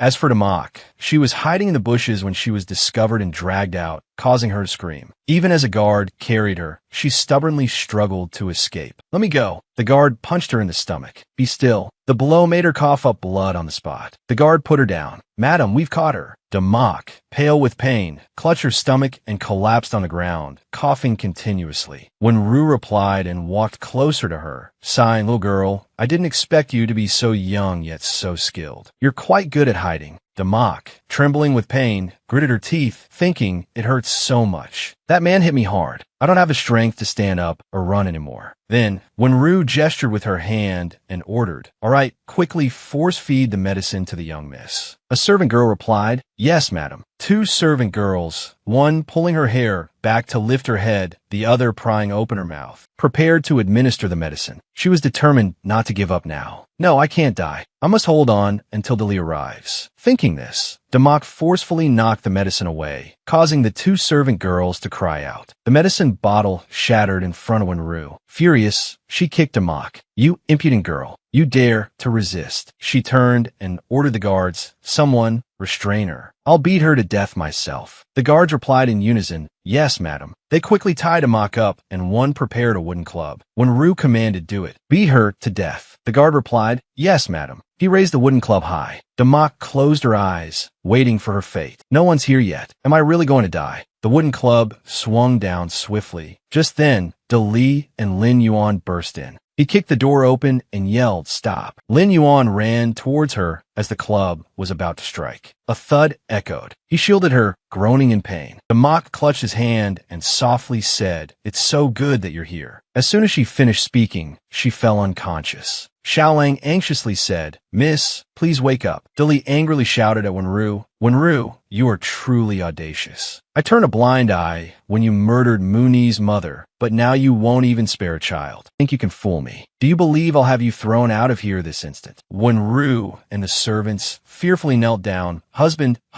please calm down. I have my reasons." Dali continued to yell, "Oh, then tell me, what reasons could you possibly have?" She stammered, trying to fabricate a story. "It's because Muni was trying to steal. She stole the pearl from my dressing table. I caught her, and she wouldn't admit it. In my anger, I only meant to teach her a lesson." Xiaolang gritted their teeth, "Liar." Meanwhile, Lin Yuan, after taking the brunt of the wooden staff for Damak, coughed up blood as he untied her, having been injured himself. Dali thought to himself, "Even Muni's treasure was offered to me back then. How could she possibly resort to stealing a pearl? Preposterous." He snorted coldly. Then, in a fit of rage, he kicked Wenru, causing her to cry out, "Wenru, you dare play games with me? You deserve to die. If you don't want to be the next one, you'd better tell me the truth." Dali ordered two people, "Bring the 7th Mississippi. We're leaving." Lin Yuan lifted Damak, and Xiaolang replied yes. Xiaolang anxiously looked at Lin Yuan struggling to carry Damak and said, "A cuck, you're injured. Let me carry the miss back." Lin Yuan, protectively holding his beloved, thought it's fortunate that blow didn't land on her. He shook his head, indicating he was fine. "I'm all right." He walked past Wenru and her servants, who were huddled on the ground in fear, giving them a cold look as he thought, "You dare hurt Damak, even if you are the madam." Lin Yuan resolved, "I will make those who harmed her pay with their blood." The full moon shone brightly in the dark sky, with wispy clouds drifting gently, creating a mystical and peaceful atmosphere. Lin Yuan was tending to Damak while Dali sat nearby. He gently wiped Damak's face with a cloth as she lay in bed. Dali, staring intently at Lin Yuan, suddenly spoke, "Did you take anything else from the treasury?" Lin Yuan shook his head. Dali glared menacingly. "How can I trust you? Today you could use the jade seal to threaten me. Who knows what you'll bring out tomorrow? Therefore, your life cannot be spared. You'd better be honest, and I'll grant you a clean death." Lin Yuan pondered. The situation was urgent. I had no other choice. As long as she's safe, everything is worth it. But I can't die yet. I'll have to speak up to save myself. Suddenly, a hand grabbed his. Damak,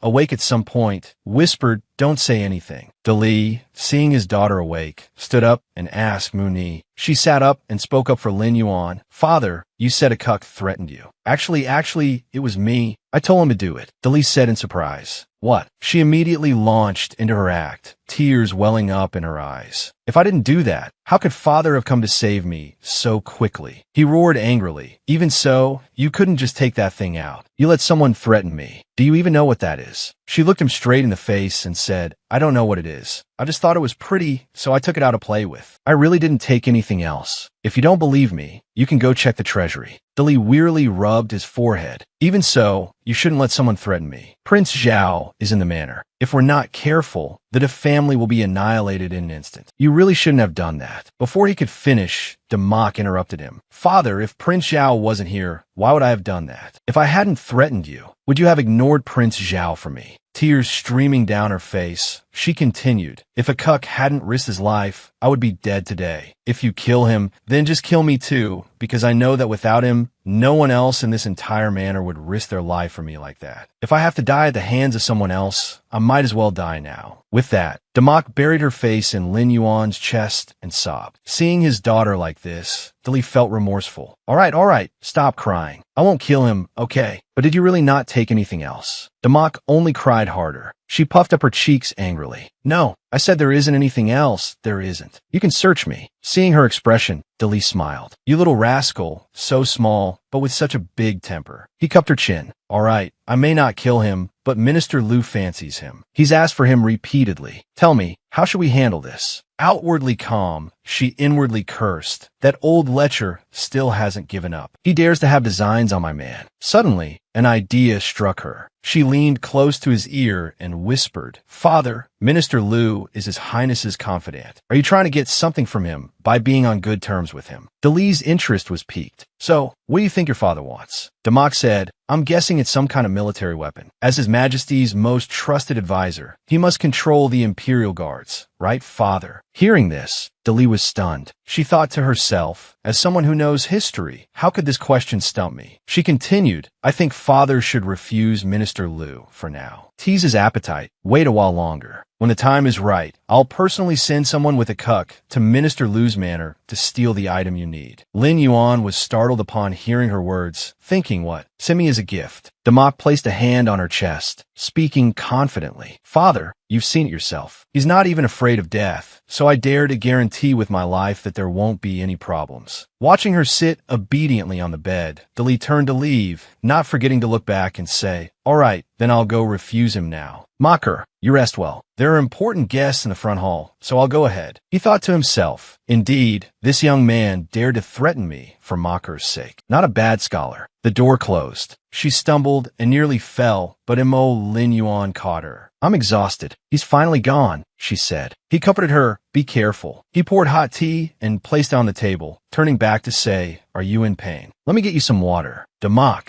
lying face down on the bed, replied, much better. Then she asked him, I want to take you to the Grand Commandant's residence. Aren't you going to ask me why? Mo Lin Yuan just smiled and replied, why ask? I know you won't harm me. That's enough. She frowned and said, I have no other choice. That her residence is heavily guarded. It's easy to get in, but hard to get out. I can only use this opportunity to help you escape, to leave Viet and return to your own country. This surprised him, and his eyes widened. Why do you want me to leave? Demak lowered her eyelids and replied, no particular reason. I just feel that it's too dangerous for you here, and I'm still so young. I can't protect you. Lin Yuan asked her, what about you? Would you be willing to leave with me? He moved his face closer, face to face with her. He looked at her seriously, his eyes full of expectation. This made Demak blush, and she stammered. Well, she avoided his gaze and changed the subject. I know a lot of Dali's secrets, so he won't let me off easily. But Dali won't start a war over a mute who can't even read. Hearing her say this, Lin Yuan touched her small hand and said, then I won't go. Demak sat up puzzled. Why? He replied, if I leave, then the trust you've built up will be destroyed in an instant. Plus, with the madam keeping a close eye on you, things will become even more difficult. She replied innocently, it's okay. I have ways to protect myself. Besides, I have Xiaolang too. Hearing her say this made him imagine Demak happily playing with the Xiaolang. Then I want to leave even less. It's decided then. You are the crown prince of Mok. You must return and reclaim everything that belongs to you. Having said that, Demak patted his head. She spoke firmly. Moreover, Viet is about to be in turmoil. It's more dangerous for you here than in Mok. Remember, after you return, you must develop your own strength. You have to believe in yourself. You will have a bright future. Lin Yuan became more and more puzzled as he listened and asked her, how can you be so sure that I can survive the journey back? This time, returning to Mok,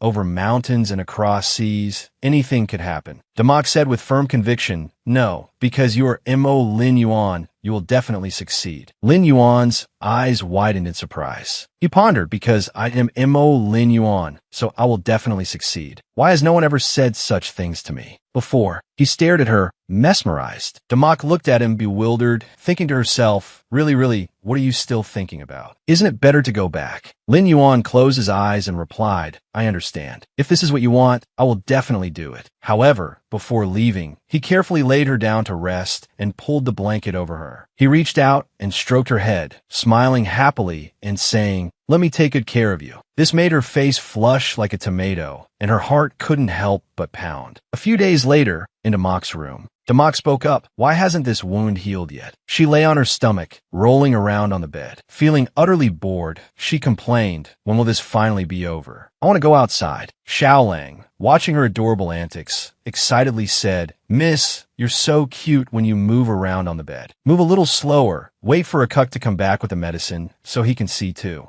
Damak thought to herself, embarrassed, huh? This position is so embarrassing. I'm only doing this because he's not here. Besides, I'm not trying to show off. I've just been lying on my stomach for too long. Suddenly, a commotion erupted outside Damak's door. Several voices shouted, Fifth young master, seventh miss is recuperating, you can't. A gruff voice retorted, get out of my way. Don't block me. Damak, get out here. The person who barged in was Tian, a whip in his hand. Damak quickly sat up. Xiaolang stepped forward to stop him. Fifth young master, what are you doing? Our miss is recovering. Tian ignored everyone and everything. He lashed out with the whip at Xiaolang. Luckily, Xiaolang dodged it quickly and shouted, get out. Who do you think you are? Trying to stop me. Damak scoffed, taunting Tian, brother, what do you want? Do you miss mother being locked up alone in the dark room so much that you want to join her? He furiously raised the whip, threatening, today I'm going to add some color to your face so you know what it means to be a concubine's daughter. Seeing that she was in trouble, Damak instinctively raised her hands to shield herself, squeezing her eyes shut and thinking. Oh no! Damak found herself shielded by Lin Yuan, who had stepped in front of her. The whip, mere seconds from landing on her, was intercepted. She felt Lin Yuan's hand grip hers tightly. Tian roared in anger, you bastard, let go. Lin Yuan, unwilling to waste any time on this vile creature who dared to hurt his Damak, shoved him away with considerable force. The shove sent Tian stumbling back, and he cried out, bumping into someone. Damak watched closely and recognized a familiar face. It's you. At first glance, the man seemed somewhat handsome, but a long scar across his left eye gave the impression of a scoundrel, which in fact he was. Damak's memory stirred. It's this man. If he hadn't hit me that day, I wouldn't have almost been beaten to death by Wenru. His imposing figure commanded respect, even from adults, let alone a child like Lin Yuan. He quickly sensed the man's powerful aura. Though wary of the man, Damak didn't forget her near beating at the hands of Tian. Clutching Lin Yuan's arm, she shouted, wait. Before you hit anyone, you need to understand the situation. Akuk is father's man. Just try touching him. But Tian remained unconvinced. Don't lie. He's clearly just a slave. Hearing this, and remembering Dali's request for Lin Yuan to steal something, she both admitted and refuted, yes, he is a slave, but that doesn't contradict the fact that father values him. Damak cunningly thought to herself, I'm not lying. After all, Dali is waiting for Mo Lin Yuan to go to Minister Lu's residence to steal the forbidden army map. How could he not value him?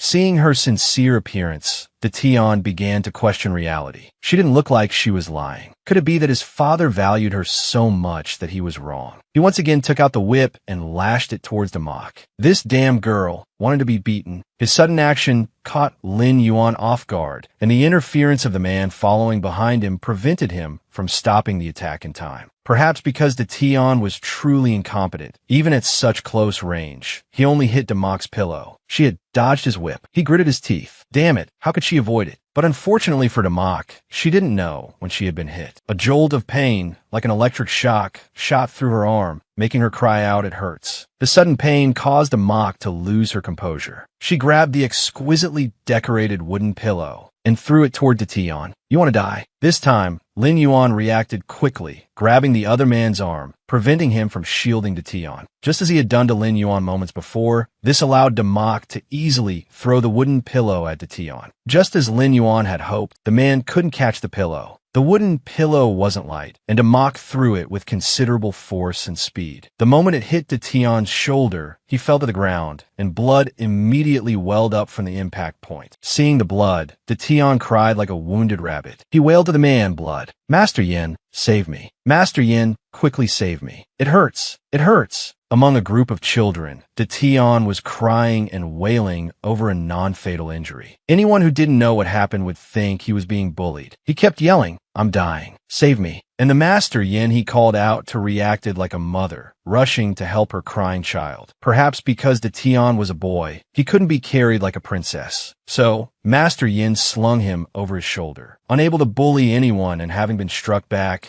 Detian could only thrash and curse in frustration. "It hurts. Damn it, you bitch. Bastard. You dare treat me like this. I'll definitely tell my father, tell my grandfather. I want you chopped into 100 pieces." Detian's curses continued like a broken record. Fortunately, Master Yin carried him away, and the polluting noise from his gaping maw gradually faded, restoring peace to Damak. Seeing him disappear, she breathed a sigh of relief. This world truly was a dog-eat-dog world. If I hadn't dodged just now, I would have been disfigured if not dead. Xiaolang, seeing Damak's injured arm, wanted to quickly find help. Miss, are you alright? I'll find a doctor for you." After Xiaolang left, Lin Yuan anxiously examined Damak's arm. "Let me see your wound." Damak leaned wearily against him, silently berating herself for being too arrogant. It was a miscalculation. I really didn't expect him to call for someone to protect Detian after when Ru was locked up. Feeling Lin Yuan holding her hand, Damak comforted him. "I'm fine. It hurts. How unlucky. Why have I been getting injured so often lately?" But her comfort seemed to have little effect. Lin Yuan's expression darkened, and he lowered his voice. "Let me apply medicine for you." Mississippi, seeing Damak injured, his mood, already foul, worsened. She had also received a scar because of him before. Lin Yuan repeatedly blamed himself. "The scar on your hand is because of me. Now, being seriously injured again will definitely make those people pay. I didn't protect Miss well." Seeing Lin Yuan's silence, Damak thought he was upset and said, "It's really all right. I'm still young. I'll recover quickly." As she spoke, she couldn't help but observe his expression. His silence was a bit frightening. Not long after, Xiaolang returned with the medicine. "A cuck, the medicine's here." But Damak didn't care about her injuries. Thinking about Detian's situation earlier, she urged Lin Yuan to sit down and said seriously, "Delich will definitely come to inquire about the situation." For Lin Yuan's safety, she instructed him, "So, a cuck, you go hide in the room now. Just pretend you were frightened and need a rest." She then looked at Xiaolang and said, "Xiaolang can help me bandage this wound." Xiaolang immediately understood, taking the bandages from Lin Yuan. "You should go hide in the back room. Leave Miss to me." Lin Yuan nodded silently. He walked towards the door, looking back worriedly. He saw Damak and Xiaolang whispering to each other, and whatever they were saying, the scene looked rather intimate. Lin Yuan turned away sulkily, glaring at them. Sensing his gaze, the oblivious Damak waved him away. "Don't just stand there, go inside." Hearing this, Lin Yuan could only huff angrily and leave, leaving Damak and Xiaolang bewildered. He walked towards the door, glancing back worriedly. Seeing Damak and Xiaolang whispering to each other, he felt a pang of jealousy. Whatever they were saying, it seemed rather intimate. Lin Yuan turned away, sulking, and shot them a sideways glance. Sensing his gaze, the oblivious Damak waved him away dismissively. "Don't just stand there, go inside." At her words, Lin Yuan could only huff angrily and leave, leaving Damak and Xiaolang confused. After Lin Yuan left, Xiaolang started bandaging Damak. Observing her as she reminded, "Wrap a few more layers. We need to make it look dramatic." Xiaolang asked worriedly, "Miss, are you sure about this?" The general, before she could finish, they heard noises outside the door. Damak quickly covered Xiaolang's mouth. "Do you hear that?" Then she winked. "Go get ready. I'm about to start my performance." Xiaolang quickly replied, "Yes, Mississippi." A moment later, someone suddenly entered the room. The person only managed to utter one word, "Mock," before being cut off by a tragic cry. Xiaolang dramatically collapsed beside Damak, wailing, "Fifth young master is so cruel. How could he be so vicious to Mississippi? My poor Mississippi." Along with the mournful cries, Damak lay on the bed in apparent pain, tears trickling down her face. Delich, standing at the door, softly asked, "Mock her." He approached her bedside, his eyes scanning the room. Seeing Delich searching for something, Damak weakly asked, "Father, are you looking for a cuck?" Her face was flushed, as if she had a high fever. She continued, "He was frightened, so I told him to go rest." "Father, don't worry, a cuck's face wasn't harmed." Hearing this, Delich fearing Damak felt wronged, quickly patted her head affectionately and said, "Nonsense. I came here because I heard you were injured. How did you get hurt?" The young servant boy, understanding the situation, brought a chair for Delitzsch. "Please, General, have a seat." Seeing that Delitzsch wasn't sufficiently distressed, Damak unleashed her level 999 acting skills. Within seconds, tears streamed down her face. Her sweet voice choked with sobs. "Father," she cried, "tell me, am I going to die?" A small child asking such a question. What must she have endured? Delitzsch frowned, shocked and bewildered by his daughter's question. His lips pressed together, as if trying to control the powerful emotions within him. "How could that be?" he said. Damak weakly wiped away her tears and began to voice her suppressed feelings. "Even though Father loves me very much, they still treat me however they want." The tears flowed more freely now, the long-suppressed fear and frustration finally erupting. Damak trembled as she spoke. "Maybe one day they will kill me." She clutched Delitzsch's hand with one hand, the other covering her mouth as if trying to stifle her sobs. Her eyes squeezed shut, her eyelashes fluttering as if unable to bear the fear surging within her. In utter despair, she cried out, "Father, I'm so scared." This scene cut Delitzsch to the heart. The vulnerability and pain of a child who had suffered so much injustice ignited a fire within him. He resolved that he couldn't let her drown in despair, couldn't let those people do and say as they pleased. He swept his sleeve back, his face stern but filled with boundless love. He instructed, "Mach-ni, you focus on recovering. I'll be back soon." Not long after, a servant rushed in to announce, "Fifth young master, General," but was cut off by Delitzsch's angry voice, "Get out." De Tion, seeing Delitzsch coming to him, was dumbfounded. He had assumed Delitzsch would be at Damak's side, punishing her. He couldn't understand why his father had come to him.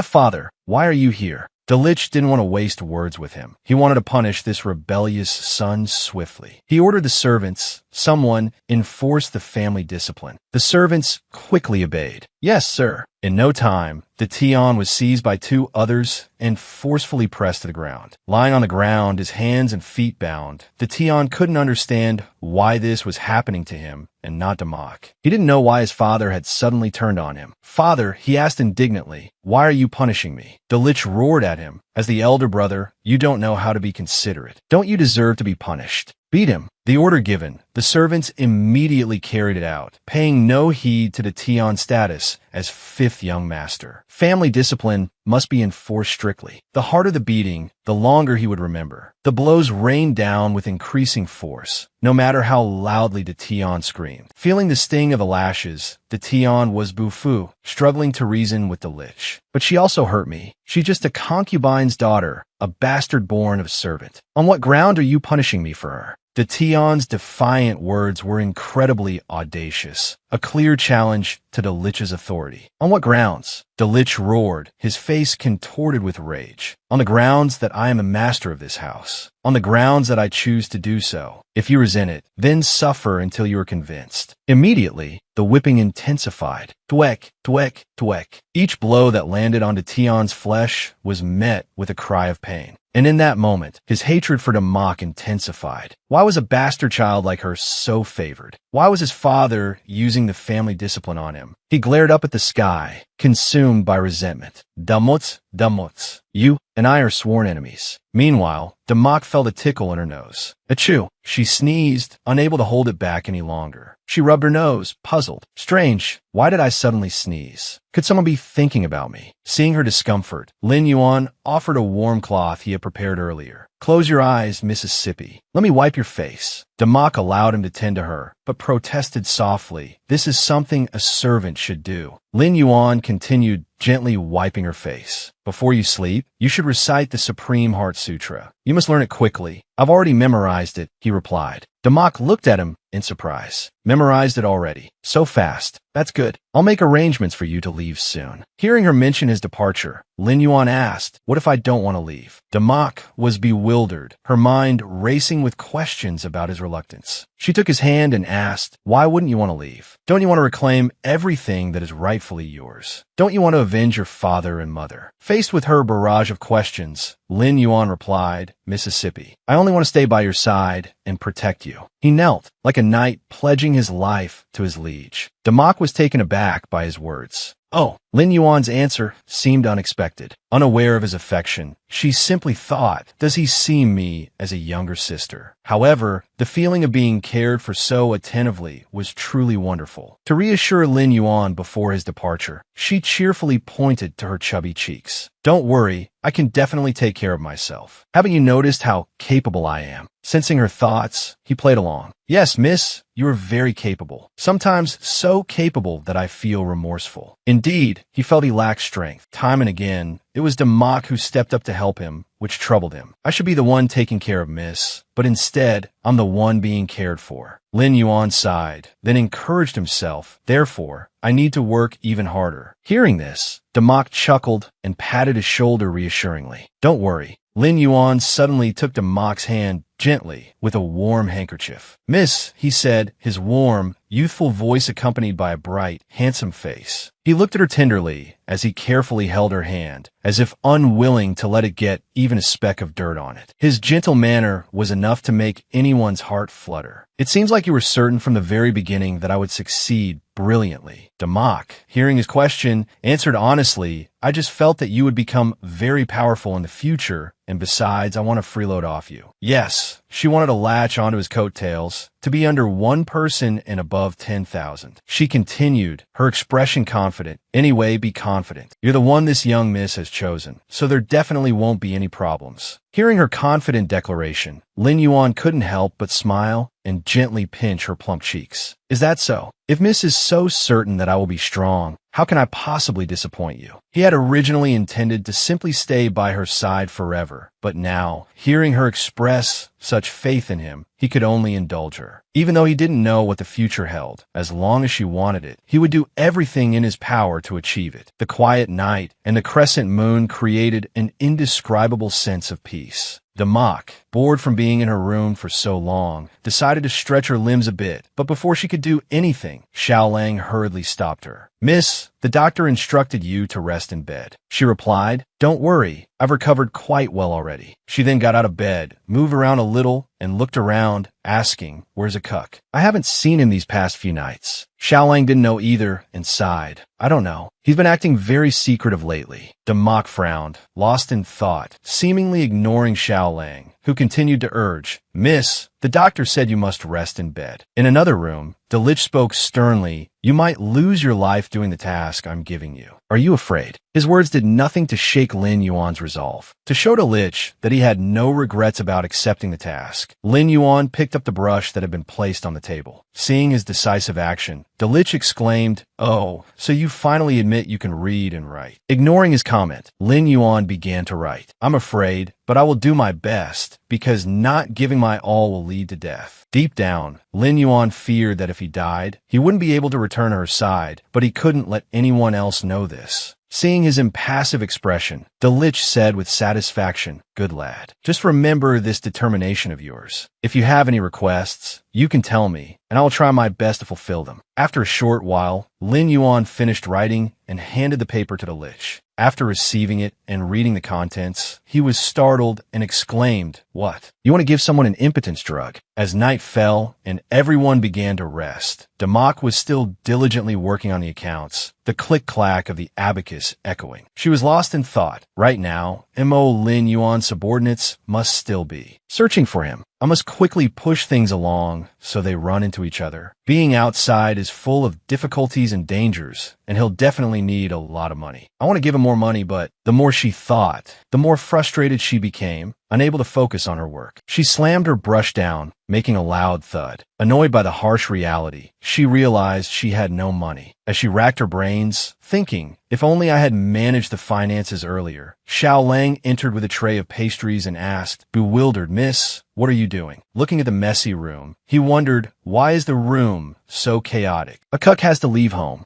She replied glumly. Hearing this, Xiao Lang immediately became anxious. Akuk is leaving. Miss, you don't need him anymore. Her strong reaction surprised her, huh? No, it's not that. Anyway, times are so uncertain you. Before she could finish, he rushed off, only managing to say, no, I have to go find him. Demak could only watch his retreating figure and call out helplessly, Xiao Lang. After searching for a while, Xiao Lang found Lin Yuan in a corner of the courtyard. He called out joyfully, Ah, good. Running over quickly, he grabbed Lin Yuan's hand and said breathlessly, "A cuck, Miss said you have to leave. What's going on?" Seeing his anxious concern, Lin Yuan quickly gestured for him to be quiet, then pointed, indicating he should follow. Confused, Xiao Lang could only follow, asking, "Wait a minute, a cuck, where are you taking me?" After a while, he led Xiao Lang to a secluded spot in the courtyard, hiding behind a large rock. Before them were two people in conversation. It turned out this secret meeting was between none other than Ru and Zhao Yu. The meeting had just begun, with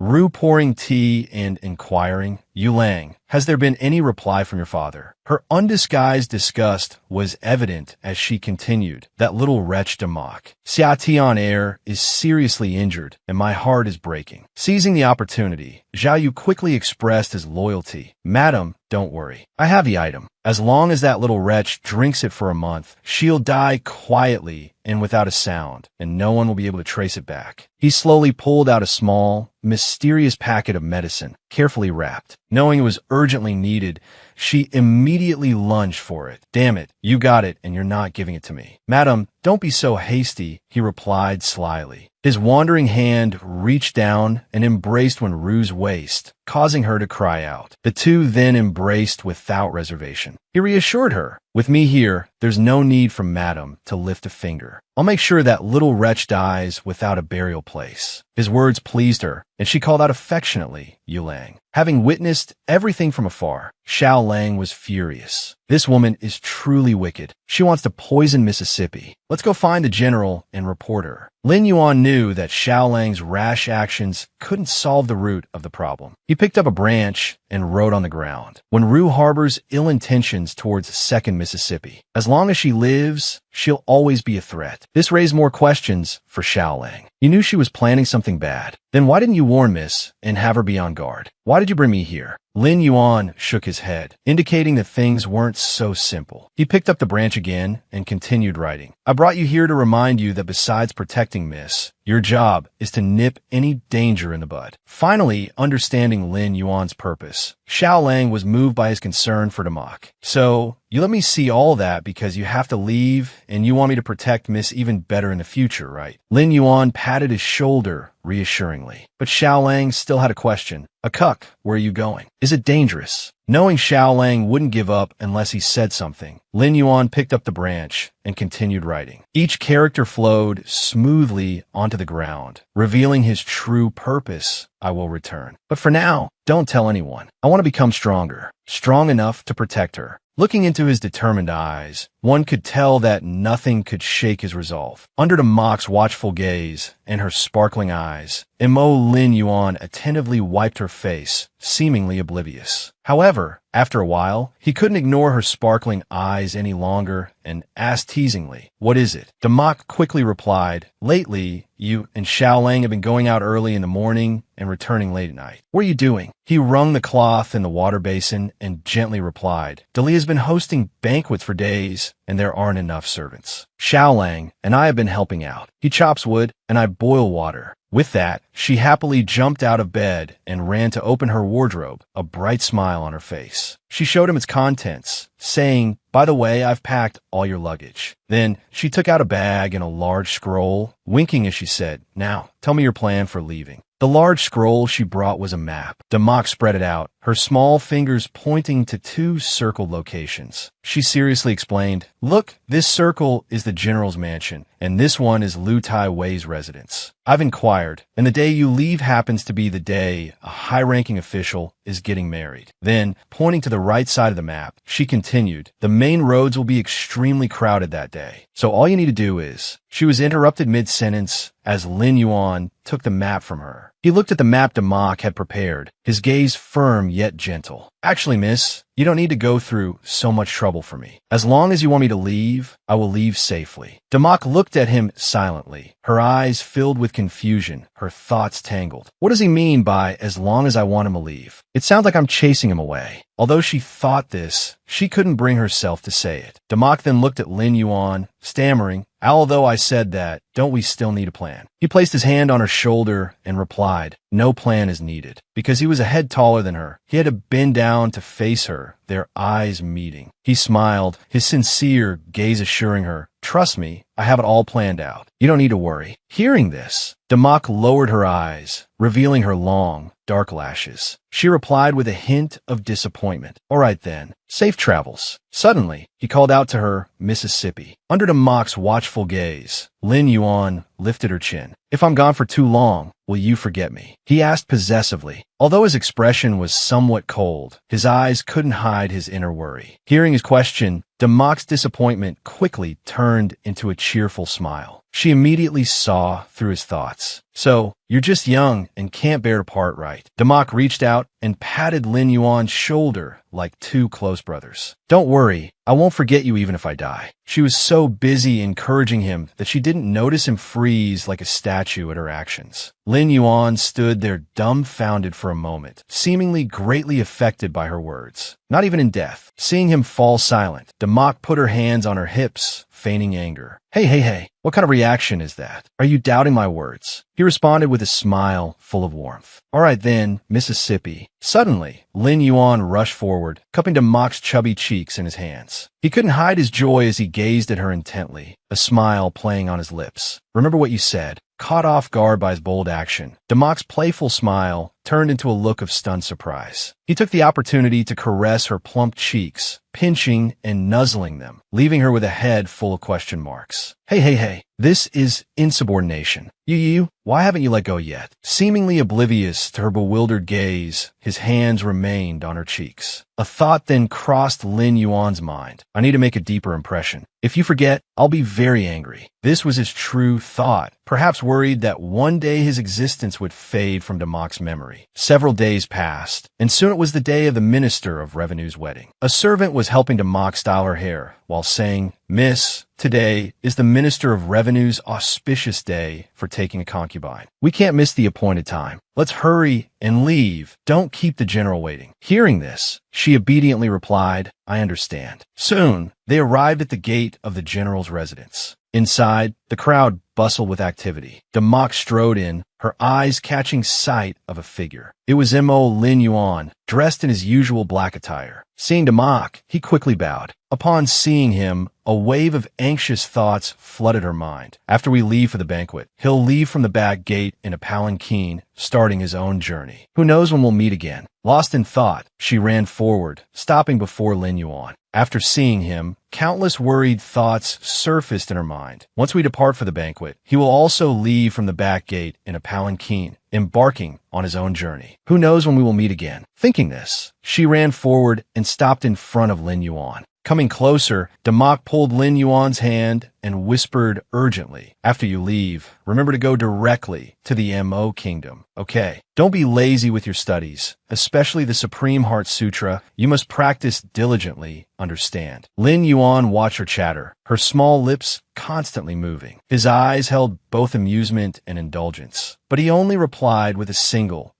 Seeing the carriage arrive behind them, Damak pulled a large pouch from her person and quickly thrust it into his hand. Looking around, she said, the carriage is here. Lin Yuan looked at the pouch in his hand, guessing, are these jewels? He then offered the pouch back to Damak. She asked what's wrong. He just shook his head, indicating he didn't need it. He thought to himself, this girl, is she giving me all her valuables? How could she be so foolish? With that thought, Lin Yuan turned to leave, leaving Damak calling after him. Hey you. She seemed to want to say something more, but swallowed her words, watching as Lin Yuan walked towards the Lich's carriage. She broke out in a cold sweat. That's the Lich's carriage. Wait, what is this kid planning? Sensing someone approaching, the Lich turned around. Seeing it was Lin Yuan, he asked, what is it? He couldn't help but wonder, this kid, he's not changing his mind at the last minute, is he? Lin Yuan didn't answer, but simply handed him a piece of paper. The Lich asked, what is this? As the Lich took the paper and began to read it intently, Damak ran over to Lin Yuan and pulled him back. Clutching his sleeve, she whispered anxiously, what are you doing? You said before that you couldn't read. Isn't this going to expose you? She didn't notice that the Lich's entire body was trembling. Damn it, he roared, his hand crumpling the paper in his fist. Then he abruptly looked towards the two of them. Under Delich's gaze, Lin Yuan quickly shielded Demak, her small hand still gripping his sleeve. What's written on that paper? Sensing that Delich was about to explode, Demak moved to stand between them, her voice softening. Father, what's wrong? Unable to believe what he had just read, Delich bellowed, Brat, I ask you, is what's written on this paper true? Seeing Lin Yuan remain silent, she wondered, that's not right. Why doesn't Delich seem angry that he hid his ability to read? Just how much don't I know? Quickly pushing Demak behind him, Lin Yuan gave a slight nod in answer. Blood rushed to Delich's head, his eyes darkening with rage. Someone stripped this boy's clothes off this instant. Realizing he had been tricked, he pointed a commanding finger, and the soldiers quickly obeyed. Yes, sir. Delich's finger pointed toward Zhao Yu, making him jump. Ah, General, have you perhaps mistaken me? Inside the carriage, when Ru saw his face darkened. No, that paper. It's about me and Zhao Yu. He was still babbling. I've been wrong, General. Trying to reassure herself, she gritted her teeth. No. Even if that brat discovered something, he has no proof. The guard surrounded Zhao Yu, pulling at his clothes. No, let me go. Zhao Yu's robes were pulled down to his waist, nearly exposing him. To avoid offending her sight, Lin Yuan unexpectedly covered Demak's eyes. Unwilling to be kept in the dark, she pushed his hand away, her expression flustered as she thought to herself, hiding it from me is one thing, but not letting me see what that brother is doing. Not letting me see. I definitely have to see. Time and again, he held Demak's shoulders, obstructing her view. Constantly thwarted, she reproachfully asked, why won't you let me see? She grabbed Lin Yuan's collar, pulling him slightly toward her. Demak continued to question, are you hiding something from me? Hearing this, he raised an eyebrow in displeasure, his voice low. Does Miss want to look? Suddenly, he leaned in, his voice a soft murmur by her ear. I have something too. If you want to look, look at me. But look at what exactly? Demak froze, her eyes wide, her cheeks flushed with embarrassment. Her mind screamed, wanted to vomit blood on the spot. I just want to know why Delich ordered that guy's clothes to be taken off. Is that so much to ask? What's wrong with that? Do you have to think so dirty? His hand gently stroked her hair affectionately. Smiling gently at her, Lin Yuan said, if you really want to look, wait until I return. I'm more appealing than him. Knowing she was being led by the nose, she wasn't angry, only scolding him affectionately in her heart. This stinky brat, where does he get the confidence to say his body is beautiful? However, wait until he returns. Lin Yuan still wants to come back. Demak pondered briefly. Before she could finish, Delich's scolding from the other side interrupted her. Someone, bring fire here to illuminate his body for me. Zhao Yu, stripped naked, was held by soldiers. His face paled as he saw the approaching flames. General, you can't do this to me. I'm just someone hired by the general's manor, not a servant who signed a contract selling. Killing intent blazing, Delich's face darkened. He growled, stepping into my general's manor. There's only one kind of person, those who completely sell their lives to me. The fire was brought closer, burning Zhao Yu's skin. He screamed, miserably hot. When Ru only dared to peek through a small opening in the carriage curtains, secretly observing through the window. So that's how it is. When Ru thought bitterly, blaming herself for inexplicably getting the rash. It turns out I was schemed against. That day, when that little slave wanted medicine for impotence, I gave him so many useful things. She understood the situation. Outside, Delich thoughtfully looked towards the carriage. A cutcast report in the letter suddenly flashed through his mind. General, I suspect Madame Wenru and the guard Zhao Yu are having an affair. To confirm, I request the general provide medicine to be put in the madam's bathwater. If the two have been intimate, they will certainly show signs of a rash. Discovering he'd been monumentally cuckolded, both humiliated and furious, Delich clenched his jaw. But I never thought he would dare to use it on my wife first. The shame was tenfold the anger. He could never allow such disgrace in his lifetime. Approaching Zhao Yu, Delich seethed. Delich have been wise all my life, but I never thought I'd be cuckolded like this. Zhao Yu, unashamed, struggled violently and grabbed Delich's leg, pleading pathetically, General, it's a misunderstanding. General, I really don't know what happened. Someone is framing me. Zhao Yu continued to wail his innocence, causing Delich to darken further and grab the hilt of his sword. General, it's true.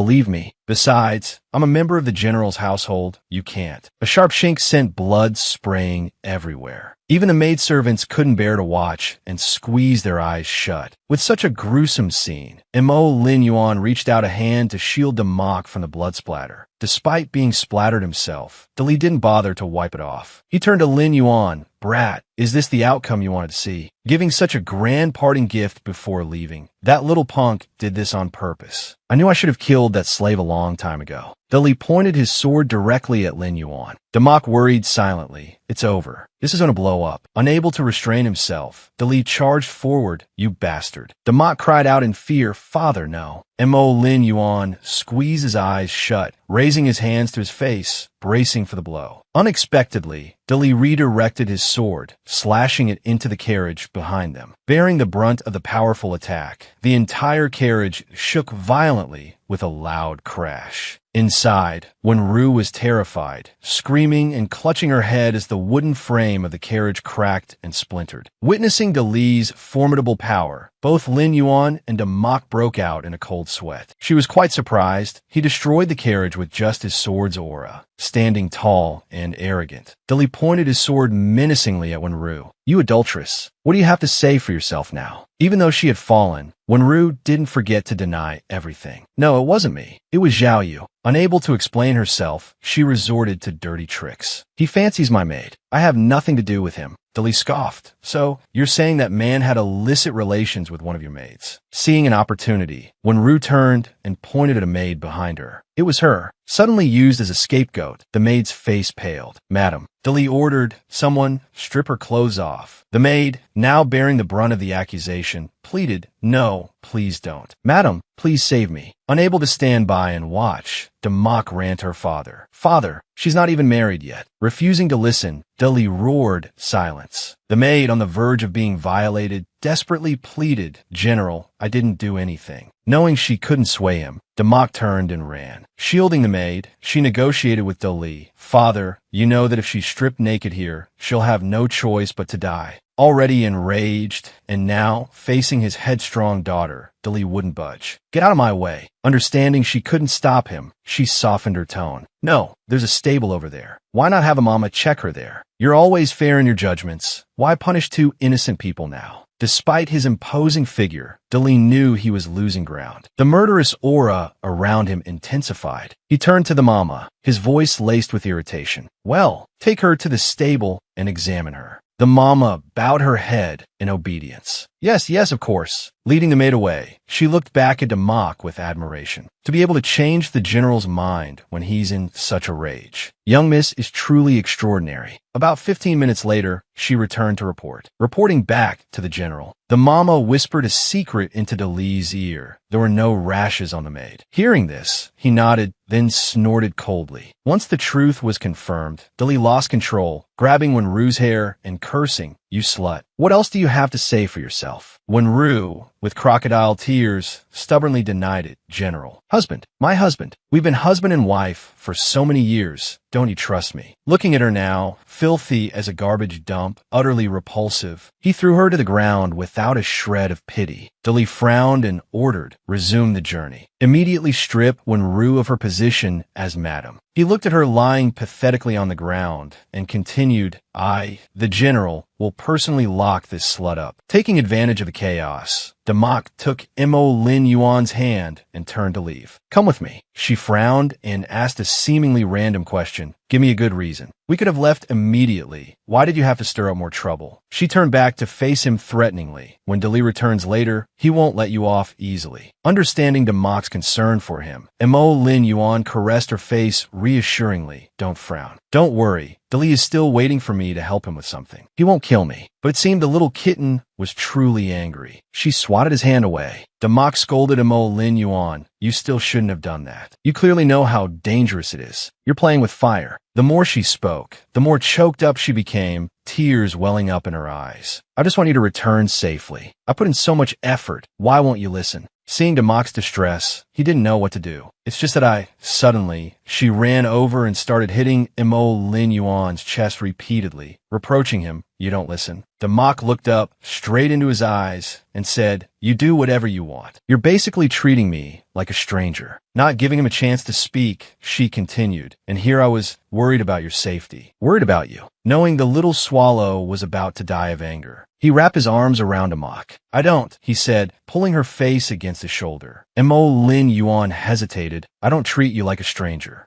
She didn't believe him and cried, you do. She sobbed, I just want you to be safe, but you're not being good at all. Hearing Damak's words only made him feel helpless and confused. Finally, he gently cupped the silly girl's head and explained, you worry about me, so you want me to leave quickly. But how can I not worry about you? 2. Gently wiping away her tears, he began to speak softly, you've done so much for me, but you won't let me repay you even a little. What kind of logic is that? If I don't eliminate all the threats around you, I absolutely won't leave here with peace of mind. The more her tears fell, the faster Mo Lin Yuan wiped them away. He declared sweetly, you can blame me, scold me, hate me, but if I had to do it all over again, I would still do the same. I just want to protect you. Mo Lin Yuan held Damak's hand tightly. Placing her hand against his chest, near his heart, he coaxed her, you can't refuse this, my lady. Mo Lin Yuan took Damak's hand and whispered, my lady. His eyes were full of affection. For you, I'll agree to anything. Damak, hearing him say so, whispered, you're so foolish. Then, she tenderly wiped the dust from his face. Let it be like this today. After you leave here today, don't come back. Seeing the two of them return, a soldier said to Dali, General, the young miss and he are back. Dali frowned and ordered someone tie this slave up. Damak was momentarily startled, but then Mo Lin Yuan quickly slipped something into her hand. She looked at the piece of paper, puzzled, then clenched it tightly in her hand. She said to Dali, Father, you. Before she could finish, he roared, silence. Don't, father. He drew his sword. The blade pointed directly at Damak, leaving her wide-eyed with shock. Dali's face darkened. Don't test my limits, mock air. Her brows furrowed, but she said nothing more, only able to reluctantly let him take Mo Lin Yuan away. Suddenly, Mo Lin Yuan looked back at her and gestured. Damak looked at him confused. Seeing this, he mouthed the words, open it. Understanding his meaning, she opened the piece of paper Mo Lin Yuan had slipped into her hand. It read, don't worry, I have my own plan. Wait obediently for me to return. For you, I will definitely be safe. After reading his words, anger welled up inside her and she gritted her teeth slightly. This fool. There's no such thing as a foolproof plan in this world, and once he's in the Grand Commandant's residence, even the slightest mistake will. Tears fell onto the paper in her hand, her heart aching. If I hadn't suggested taking him there in the first place, perhaps this wouldn't have happened today. A look of determination filled Damak's eyes. No, she told herself, I must save him. She watched intently as the carriage gradually disappeared, its wheels turning and the horse's hooves echoing rhythmically, fading into a thin veil of dust. Inside the carriage, Dali held his sword over Mo Lin Yuan's head. He closed his eyes, his expression calm. Suddenly, the ropes binding Mo Lin Yuan fell away. Dali slapped a piece of paper down on the seat. His voice was low and commanding. After causing such chaos, are you satisfied? Write down everything else you know. He slowly picked up a brush and wrote, character by character, I am helping you. Dali glanced down at the paper and said sarcastically, helping me? You think I wouldn't really kill you? You have the audacity to poison the madam, make a fool of me, and expect me to applaud. Do you believe I won't kill you? Mo Lin Yuan finished writing and held the paper up for him to see. This proves I'm intelligent, and only if I'm intelligent will the chances of completing the mission be greater. You should be happy. Dali read it quickly and then laughed. So that's why you were determined to go to the Grand Commandant's residence. So I've wrongly accused you. I thought you would try to escape on the way. His laughter died down, his face turning serious again. Why? Do you want to prove yourself? Do you want to become my confidant? As Mo Lin Yuan wrote, he shook his head slightly. He wrote on the piece of paper, if I succeed, you'll treat Miss well. I hope she has a good life. In her room, Damak lay on the bed, hugging a pillow tightly, her chin resting on it, her eyes full of worry. Things weren't developing quite right. Could it be that he never intended to leave this place? Perhaps he had already made up his mind to help Li steal the forbidden army map. She thrashed on the bed. Darn it, I've been tricked by that brat. Xiaolang, standing near the edge of the room, was startled to see her like this and softly called out, Miss.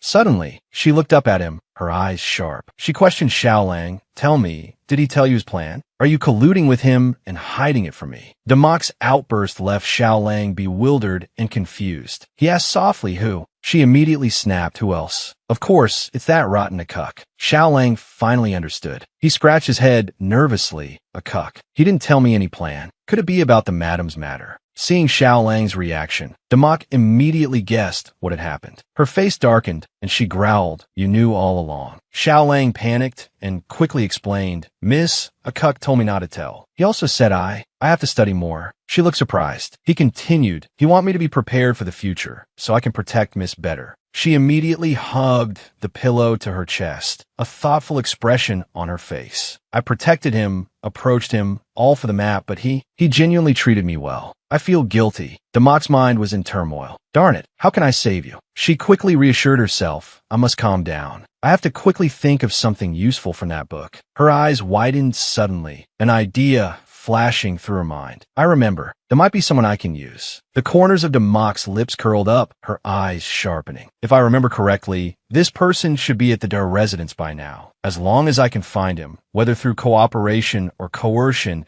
I can use him to rescue Mo Lin Yuan from the Grand Commandant's estate." Grand Commandant Lu chuckled, bowed slightly, and said, "I apologize for troubling General De to personally make this trip to bring that slave here. I won't see you out." Dali replied, "You're too kind, Grand Commandant. This is my duty." The carriage rattled away. He licked his lips, a cunning look on his face. "Little one, you can't escape today." A dirty hand reached for the slightly open door. Inside, Mo Lin Yuan was calmly sipping tea. Hearing the door open, he glanced over. He stepped inside coyly, speaking sweetly, "Little one, I've missed you." Mo Lin Yuan caressed the wine jug in his hand and replied, "Is that so? Actually, I've been quite eager to see you as well." He paused upon hearing this. You're not mute. Why suddenly?" Mo Lin Yuan looked at him. "It was merely that the general disliked noise and forbade me from speaking. Could it be that the Grand Commandant also dislikes me speaking?"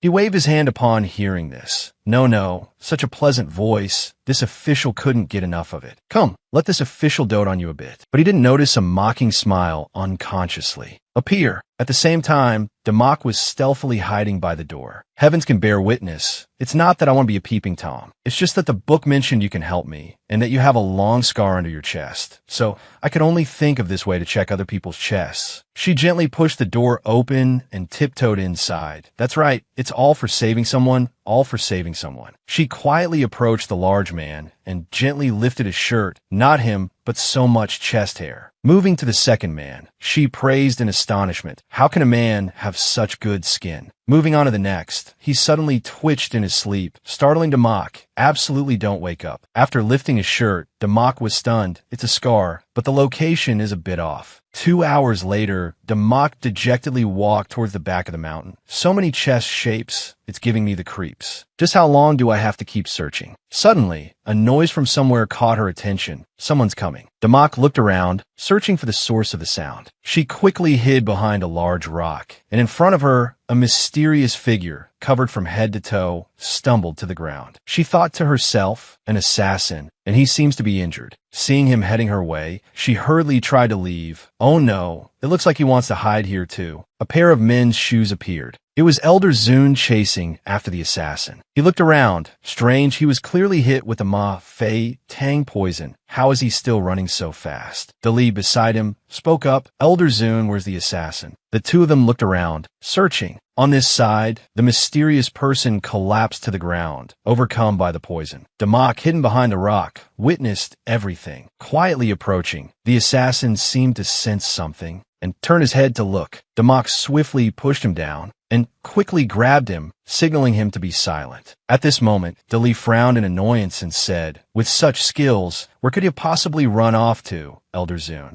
Are you certain he was hit with the Ma-Fei Tang poison?" Elder Zun looked around and replied confidently, "Rest assured, General, this person was poisoned. He definitely doesn't have the strength to escape. I've set up defenses everywhere. We will definitely catch him." The two turned and left. Dali asked, "This person alerted you, but didn't alert the outer guards?" "I fear an inside man has already infiltrated and is lying in wait." Elder Zun replied upon hearing this, "Understood. Tomorrow I will have the steward thoroughly investigate." The moon climbed higher. Damak observed for a while and breathed a sigh of relief. Finally, they're gone. She quickly turned and forcefully pulled off the face covering. Hey, are you from the outside coming in, or are you an inside man here with a purpose? The poisoned person trembled and weakly said, "It doesn't concern you." Hearing this, Damak flared up. "Is this how you treat your savior?" She said smugly, "Do you believe that if I shout right now, Dali will immediately return?" Chi Yin, enraged, instantly drew his sword, intending to eliminate Damak. She nimbly dodged, not even considering the precarious situation of being poisoned. "It's just," she said excitedly, "I want to make a deal with you." "How about it?" Damak raised an eyebrow and asked, "You're the Prince of Viet Kingdom, so why are you hiding in the general's residence? I can choose not to expose you. In return, I need you to go to the Grand Commandant's residence to save someone." Chi Yin furrowed his brow and replied, "What if I say no?" Hearing this, Damak raised her knife. Holding the knife to his throat, Damak firmly stated, "Then I'll have no choice but to kill you." Seeing this, Chi Yin considered, "This girl's gaze is serious. I'm currently restrained and can't act rashly. Moreover, with my status, going to the Grand Commandant's residence alone isn't a difficult task." Seeing her resolute attitude, he said, "All right, tell me, who do you want to save?" Damak replied, "A slave was brought to the Grand Commandant's residence yesterday. His name is Akuk. After rescuing him, just release him." Chi Yin responded with a dejected expression. "I understand." Damak, hearing this, smiled secretly with delight. "Good." She quickly returned the knife to him. "All right, I have to go back to sleep now. I hope you can save the person I want tomorrow."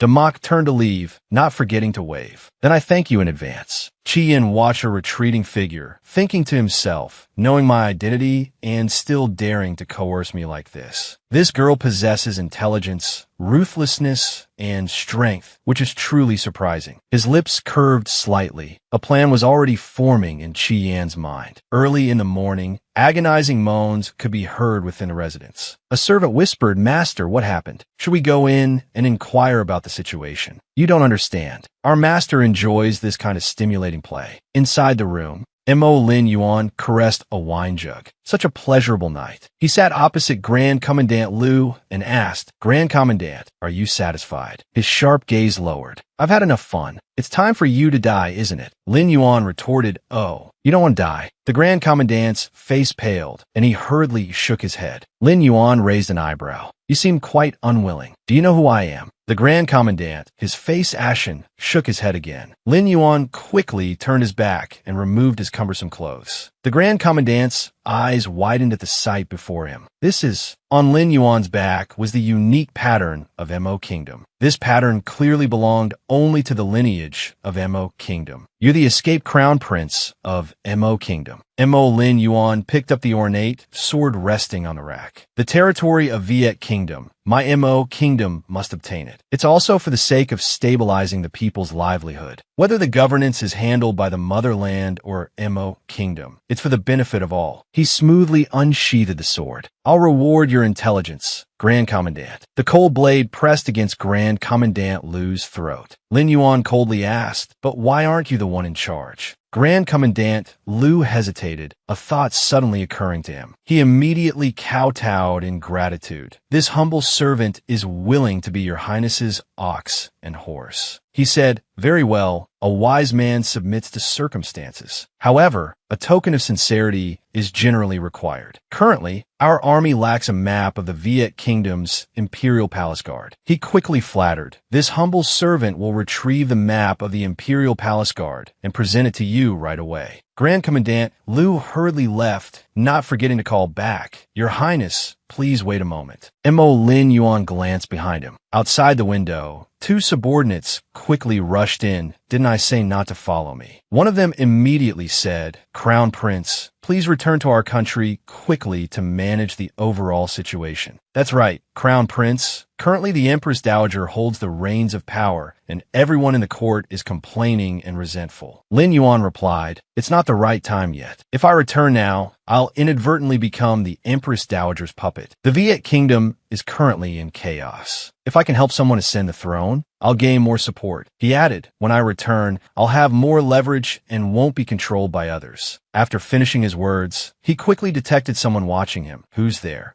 Yin, whose presence was discovered, looked around to determine his direction. I didn't expect to be discovered so quickly. It's best if I leave now. Just as Yin wanted to leave, a hand held him back. Want to run? Don't even think about it. Both of them clashed, their attacks filled with momentum. Yin thought for a moment. His attire and appearance matched Damok's description. He's that little slave. Yin hurriedly said, "You're a cuck. You're actually all right." Mo Lin Yuan frowned. "Who are you?" Yin, looking at the protected figure in front of him, asked in confusion, "That's not right. You don't look like a slave." "Who are you?" He replied, "I should be the one asking you that." Grand Commandant Liu, oblivious and cheerful, arrived. "Master, the map you requested, I've brought it." Yin looked at him, frowning in thought. What's going on? Grand Commandant Liu is actually a subordinate of this slave. Yin smirked slightly. "You little slave are quite an eye-opener. You're actually so comfortable here. It's a shame that Damok is still worried about you, making me risk coming here to save you." Lin Yuan frowned. "Damok," he asked in confusion, "your skills seem extraordinary. Why do you listen to her?"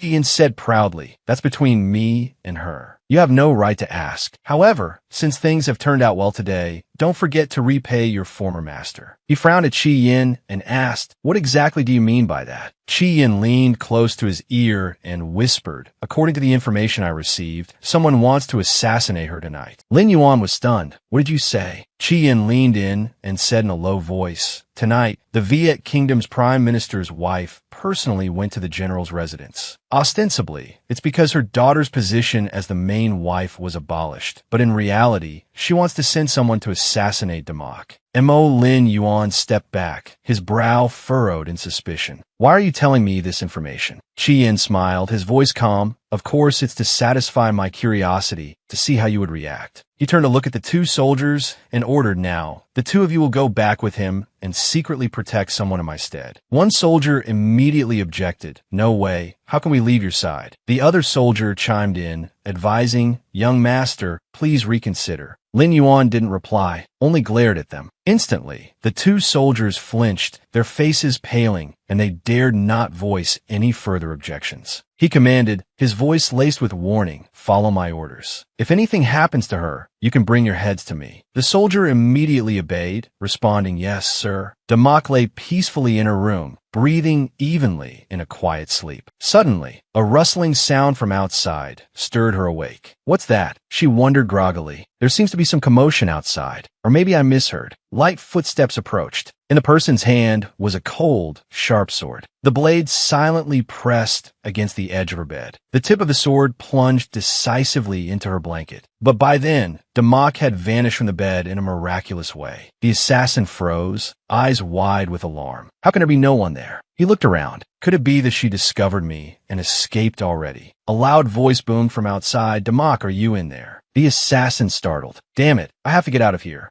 Yin and several soldiers opened the door and entered. They slowly walked deeper into the room, their eyes scanning carefully. Yin's face darkened. This isn't good. It seems the assassin has already been here. He ordered the soldiers, "Let's quickly search elsewhere." Before he could finish, a familiar female voice rang out, "I'm here." Damok's small hand suddenly reached out from inside a vase, catching Yin's eye and leaving him stunned. Her hand gripped the rim of the vase, slowly pulling herself up, inching her way out. Damok struggled, her body stuck halfway, her movements both strained and awkward. She spoke up reproachfully, seeing them standing still, not moving an inch. "Hey, don't just stand there. Come and help me. I think I'm stuck." Yin chuckled at her adorableness. He laughed softly and extended his hand to pull her up. "It really is you." Damok, grabbed by the collar, dangled in the air, flailing in alarm. "Damn it, what are you laughing at? Put me down. Are you trying to strangle me?" After a bit of a struggle, Yin finally pulled her out and asked gently, "Why were you hiding in a vase?" Damok brushed the dust off her clothes and retorted sassily, "I'm not stupid. I knew someone wanted to assassinate me. Should I have just stayed put and fought the assassin hand to hand?" Damok glanced at the two soldiers, curiosity in her eyes. "Hey, did you save the person you wanted to save? And who are these two?"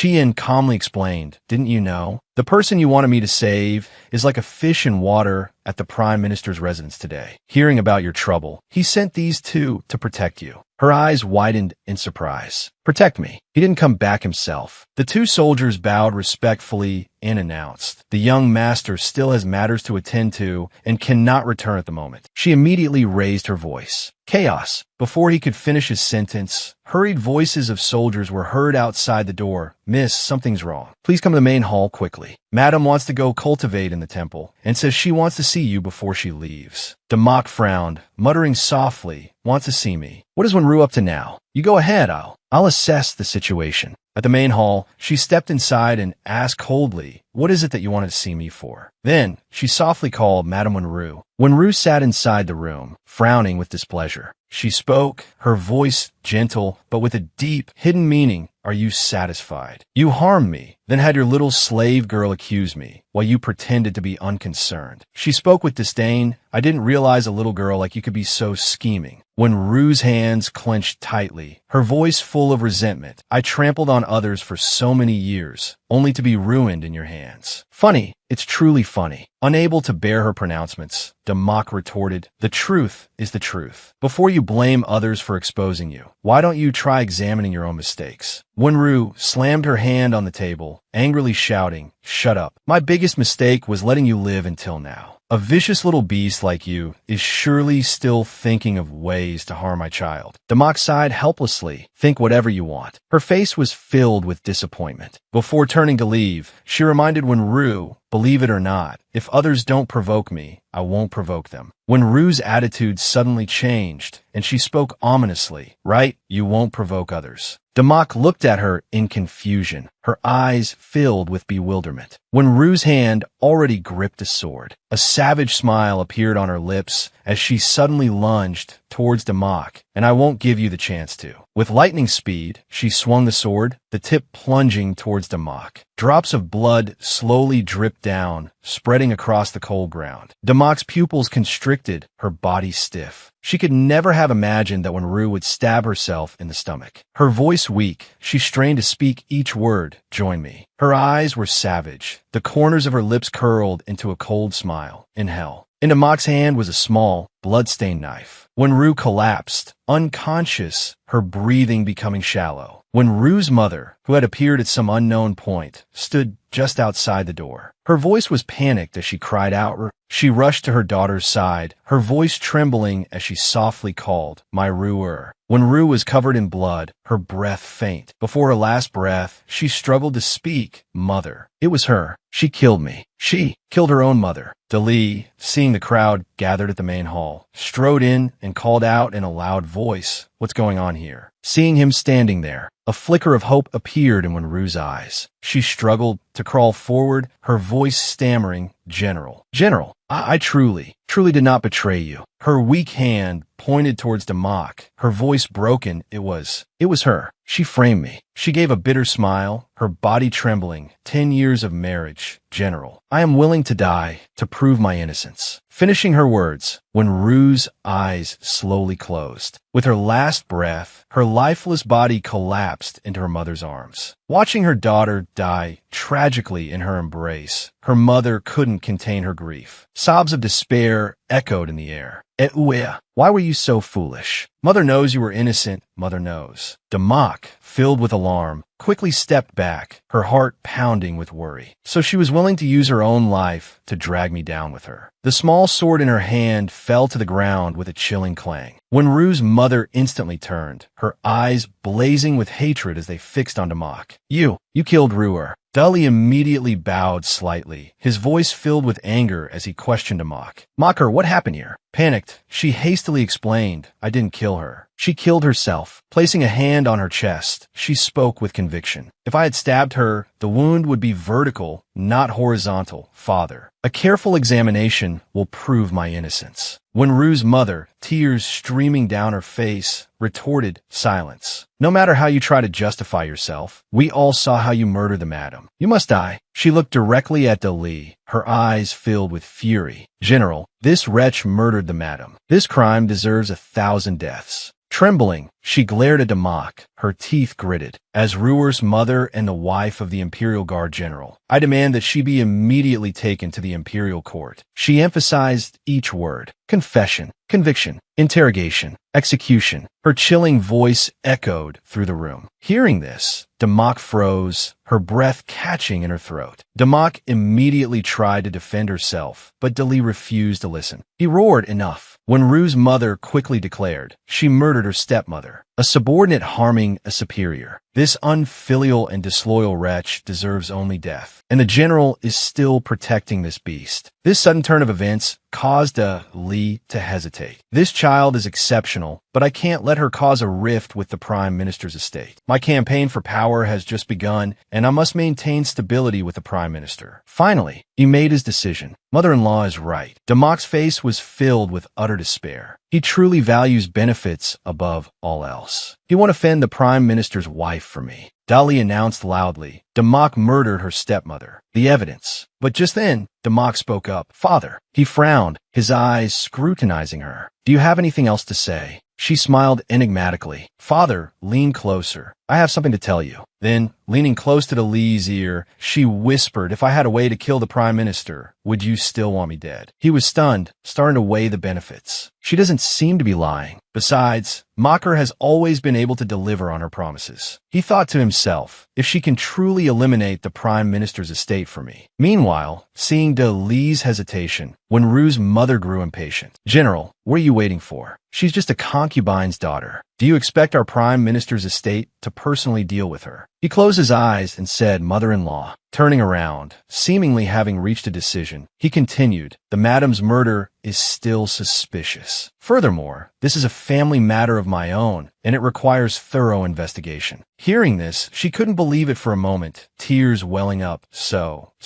you're going to cover for her, not afraid to make an enemy of my Prime Minister's estate. Dali calmly replied, I also hope when Rue departs peacefully, preventing fabricated rumors from spreading. Mother-in-law wouldn't want her reputation tarnished after death, would she? She staggered back in disbelief. Fine. I never thought the general would be so heartless in protecting that concubine's daughter. In front of the other two, she turned and walked away, declaring flatly, then from today onwards, my Prime Minister's estate will consider as though we never married off this daughter. Dali glanced at his wife's motionless body on the floor, sighing, his eyes filled with complex emotions. He spoke, his heart heavy. Someone, take Madam's body away. Damak looked coldly at Wenru, her own calculations beginning to form. If they've dragged me into this power struggle, then don't blame me for striking first. A few days later, a maid hurried to Damak. Miss, the general is here. She replied politely, Father. She wondered to herself, why is he coming to see me? Dali began, Makni, go get ready and put on some makeup. There's a banquet in the palace, and you're invited. She was surprised me, but I'm only a concubine's daughter. Shouldn't it be elder sister who's invited? He smiled gently. You will appear on the list to enter the palace. Someone has been secretly manipulating things. However, it's also because of a promise I made to your father. Damak understood, complying with the arrangements. So, father is going along with this because you have something you want me to do, right? He continued, that's right. You previously revealed to me that we could use Consort Nu's pregnancy to bring down the Prime Minister's estate. Consort Nu will also be at the banquet today. She continued, so, father wants me to investigate. Dali reached out and patted her head. Exactly. Hurry up and get ready. Your carriage is already at the gate. He added a special warning. After entering the palace, remember to be cautious about everything. She bowed her head. Yes, father. But Dali didn't know that the seeds of doubt had long since sprouted in her heart. Strange. I always feel like there's something that I in his words. But she pretended not to notice. Heading to the imperial palace. Before the city gates, countless elaborately dressed young noblemen were strolling. Damak sat in her carriage, lost in thought. I heard the purpose of this banquet is to choose a concubine for the second prince, but why was I specifically invited beforehand? The eunuch smiled warmly. Ladies, please disembark your carriages one by one and enter the palace. Damak solemnly followed the instructions, entering the inner palace with the other noble ladies. They were led before the empress and the second prince. The ladies immediately curtsied. We greet your majesty the empress, his highness the second prince. The empress sat upright behind the silk curtain, the second prince beside her. Ladies, you may rise. Please join the banquet. Melodious music began to play, everyone's eyes turning towards the hosts. The Empress and the second prince. A maid approached, respectfully pouring tea for Damak, slipping a small piece of paper in her hand. "Miss, please have some tea." Damak suddenly became tense. Who sent this letter? She stealthily unfolded the piece of paper, each line of writing gradually appearing before her eyes. Second brother proposes marriage. Must agree. Damak thought to herself, second brother, could that be referring to the second prince? What? Proposing marriage to me, and I'm forced to agree. Judging by the way this is written, it seems like Chi Yin wrote it, but what does he mean by this? At this moment, the Empress began to speak. "My son, there are so many noble ladies. Which one do you find most outstanding? If you like, this palace will act as a matchmaker for you today and help you ask." The second prince chuckled. "There's indeed someone, intelligent and mischievous, who has stolen my heart." The Empress feigned surprise. "Who is this person you're referring to?" The second prince's gaze landed directly on Damak, and he spoke. "That person is the second miss of the general's estate, Mista." The Empress immediately followed his gaze. Mr. Damak was taken aback. She was momentarily unable to react. She had to find a way to respond. "Your Majesty, this young lady is indeed the second miss of the family, Damak." The Empress nodded. "Truly a beautiful child. No wonder my son is fond of you. However, I wonder if you would agree to marry into the imperial family." She lowered her head, receiving the prince's supportive gaze. This young lady is truly flustered. In her heart, she was still preoccupied with the earlier events. What was that piece of paper about? Why is the second prince so insistent on choosing me? She smiled brightly, not revealing any other emotions. What kind of trap is this banquet, after all? She calmly replied, "This matter, this young lady, does not agree." Hearing this, the noble ladies couldn't help but feel that this was absurd, and whispers of gossip began to spread. What? Such a good marriage, a chance to rise to the heavens, and she dares to refuse. Truly young and naive. The Empress didn't panic. She accepted Damak's answer and continued, "If Mista does not agree, then." The second prince immediately interrupted. His expression panicked. "Mother, this son only likes Mista. I still hope Mother will reconsider." The Empress slowly turned to look at him. "But my son." A loud shout suddenly came from outside. "Outrageous. She doesn't want to marry, and you still want to force her. Does my son fear he cannot find a consort?" It was a man's voice, instantly making the atmosphere of the banquet many times more tense. Everyone saw the person who had just appeared and immediately bowed. "We greet your Majesty. Long live the Emperor. Your Majesty, 10,000 blessings and peace." Damak looked up, stealthily glancing at the Emperor. She frowned. Something's not right. The Emperor was supposed to be so ill he couldn't get out of bed. How could he suddenly recover and appear here? A hand picked up a teapot, slowly filling a cup. Mo Lin Yuan leisurely sipped his tea, seemingly lost in his own world for a long time. Suddenly, he spoke. "Since you're here, why are you sneaking around? Come out and talk." Chi Yin, discovered, stepped out from his hiding place, his tone slightly sarcastic. "Quite perceptive, aren't you?" He bowed slightly and said, "Damak is in danger, yet you don't seem the least bit worried." Lin Yuan looked up, momentarily confused. "What do you mean by that?" He continued, "You must have heard the news about His Majesty's grave illness, right?" He nodded. Chi Yin sighed. "To prolong his life, His Majesty has been seeking strange medicines. The outward effect is indeed like coming back from the dead, but the side effect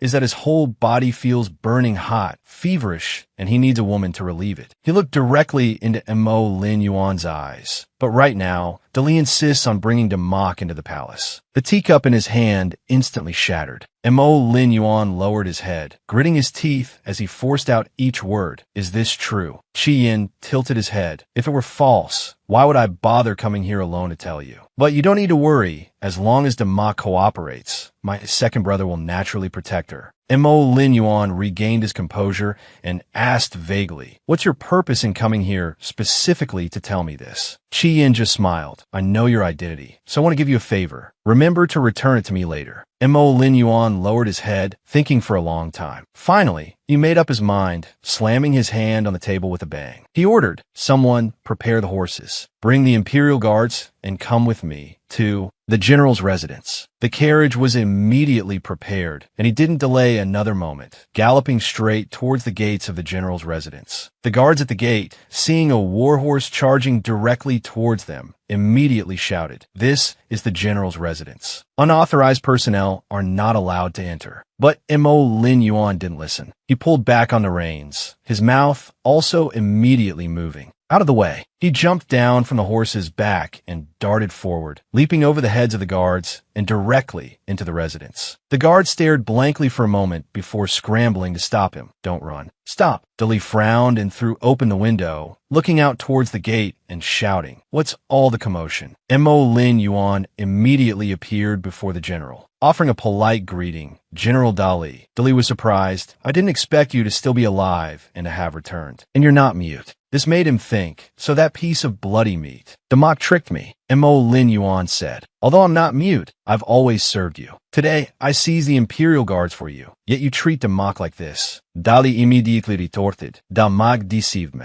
I don't even know whose side she's on, and she lied to me, saying the emperor was gravely ill. But his majesty is perfectly fine." I almost got exposed. He frowned and said, "She didn't lie to you. His majesty truly is on the verge of death." Dali scoffed, seemingly not believing a word Mo Lin Yuan said. "On the verge of death. Do you know that his majesty is currently attending the second prince's consort selection banquet?" He pulled a small piece of paper from his chest. "This prescription is the reason his majesty looks no different from a healthy person." Dali, seeing the paper presented before him, felt a sudden pang of unease. He questioned, "You offered to mock to his majesty. Did you ever consider why his majesty needs to relieve himself? It's because this medicine makes the person who takes it feel burning hot all over. He needs to relieve himself." Dali muttered, "So Damak didn't lie to me. His majesty used a secret medicine." Mo Lin Yuan continued, "It seems you understand now. You blamed her wrongly. I want you to go and save Makar immediately." He hesitated. "Makar has been in the palace for half a day now. I'm afraid it's too late." Seeing his hesitation, he frowned and immediately held up the Imperial Guard's token, ripping it right in front of Dali. Dali was horrified. "Stop." He delivered an ultimatum. "I want you to enter the palace and save her immediately. Otherwise, I guarantee you will not get this Imperial Guard token." Dali gritted his teeth. You lied to me, saying you were mute. Now you dare threaten me." But when he saw the Imperial Guard token being torn mercilessly, he immediately felt distressed. You stop." Mo Lin Yuan sternly ordered, "Now, take me to the palace." Inside the palace, the banquet was already halfway through. The empress smiled. "Your majesty seems tired. In this concubine's opinion, let's end the banquet here." The second prince also obeyed. "Yes." The noble ladies immediately curtsied. "Farewell, your majesty. Farewell, your empress. Farewell, consort Nu."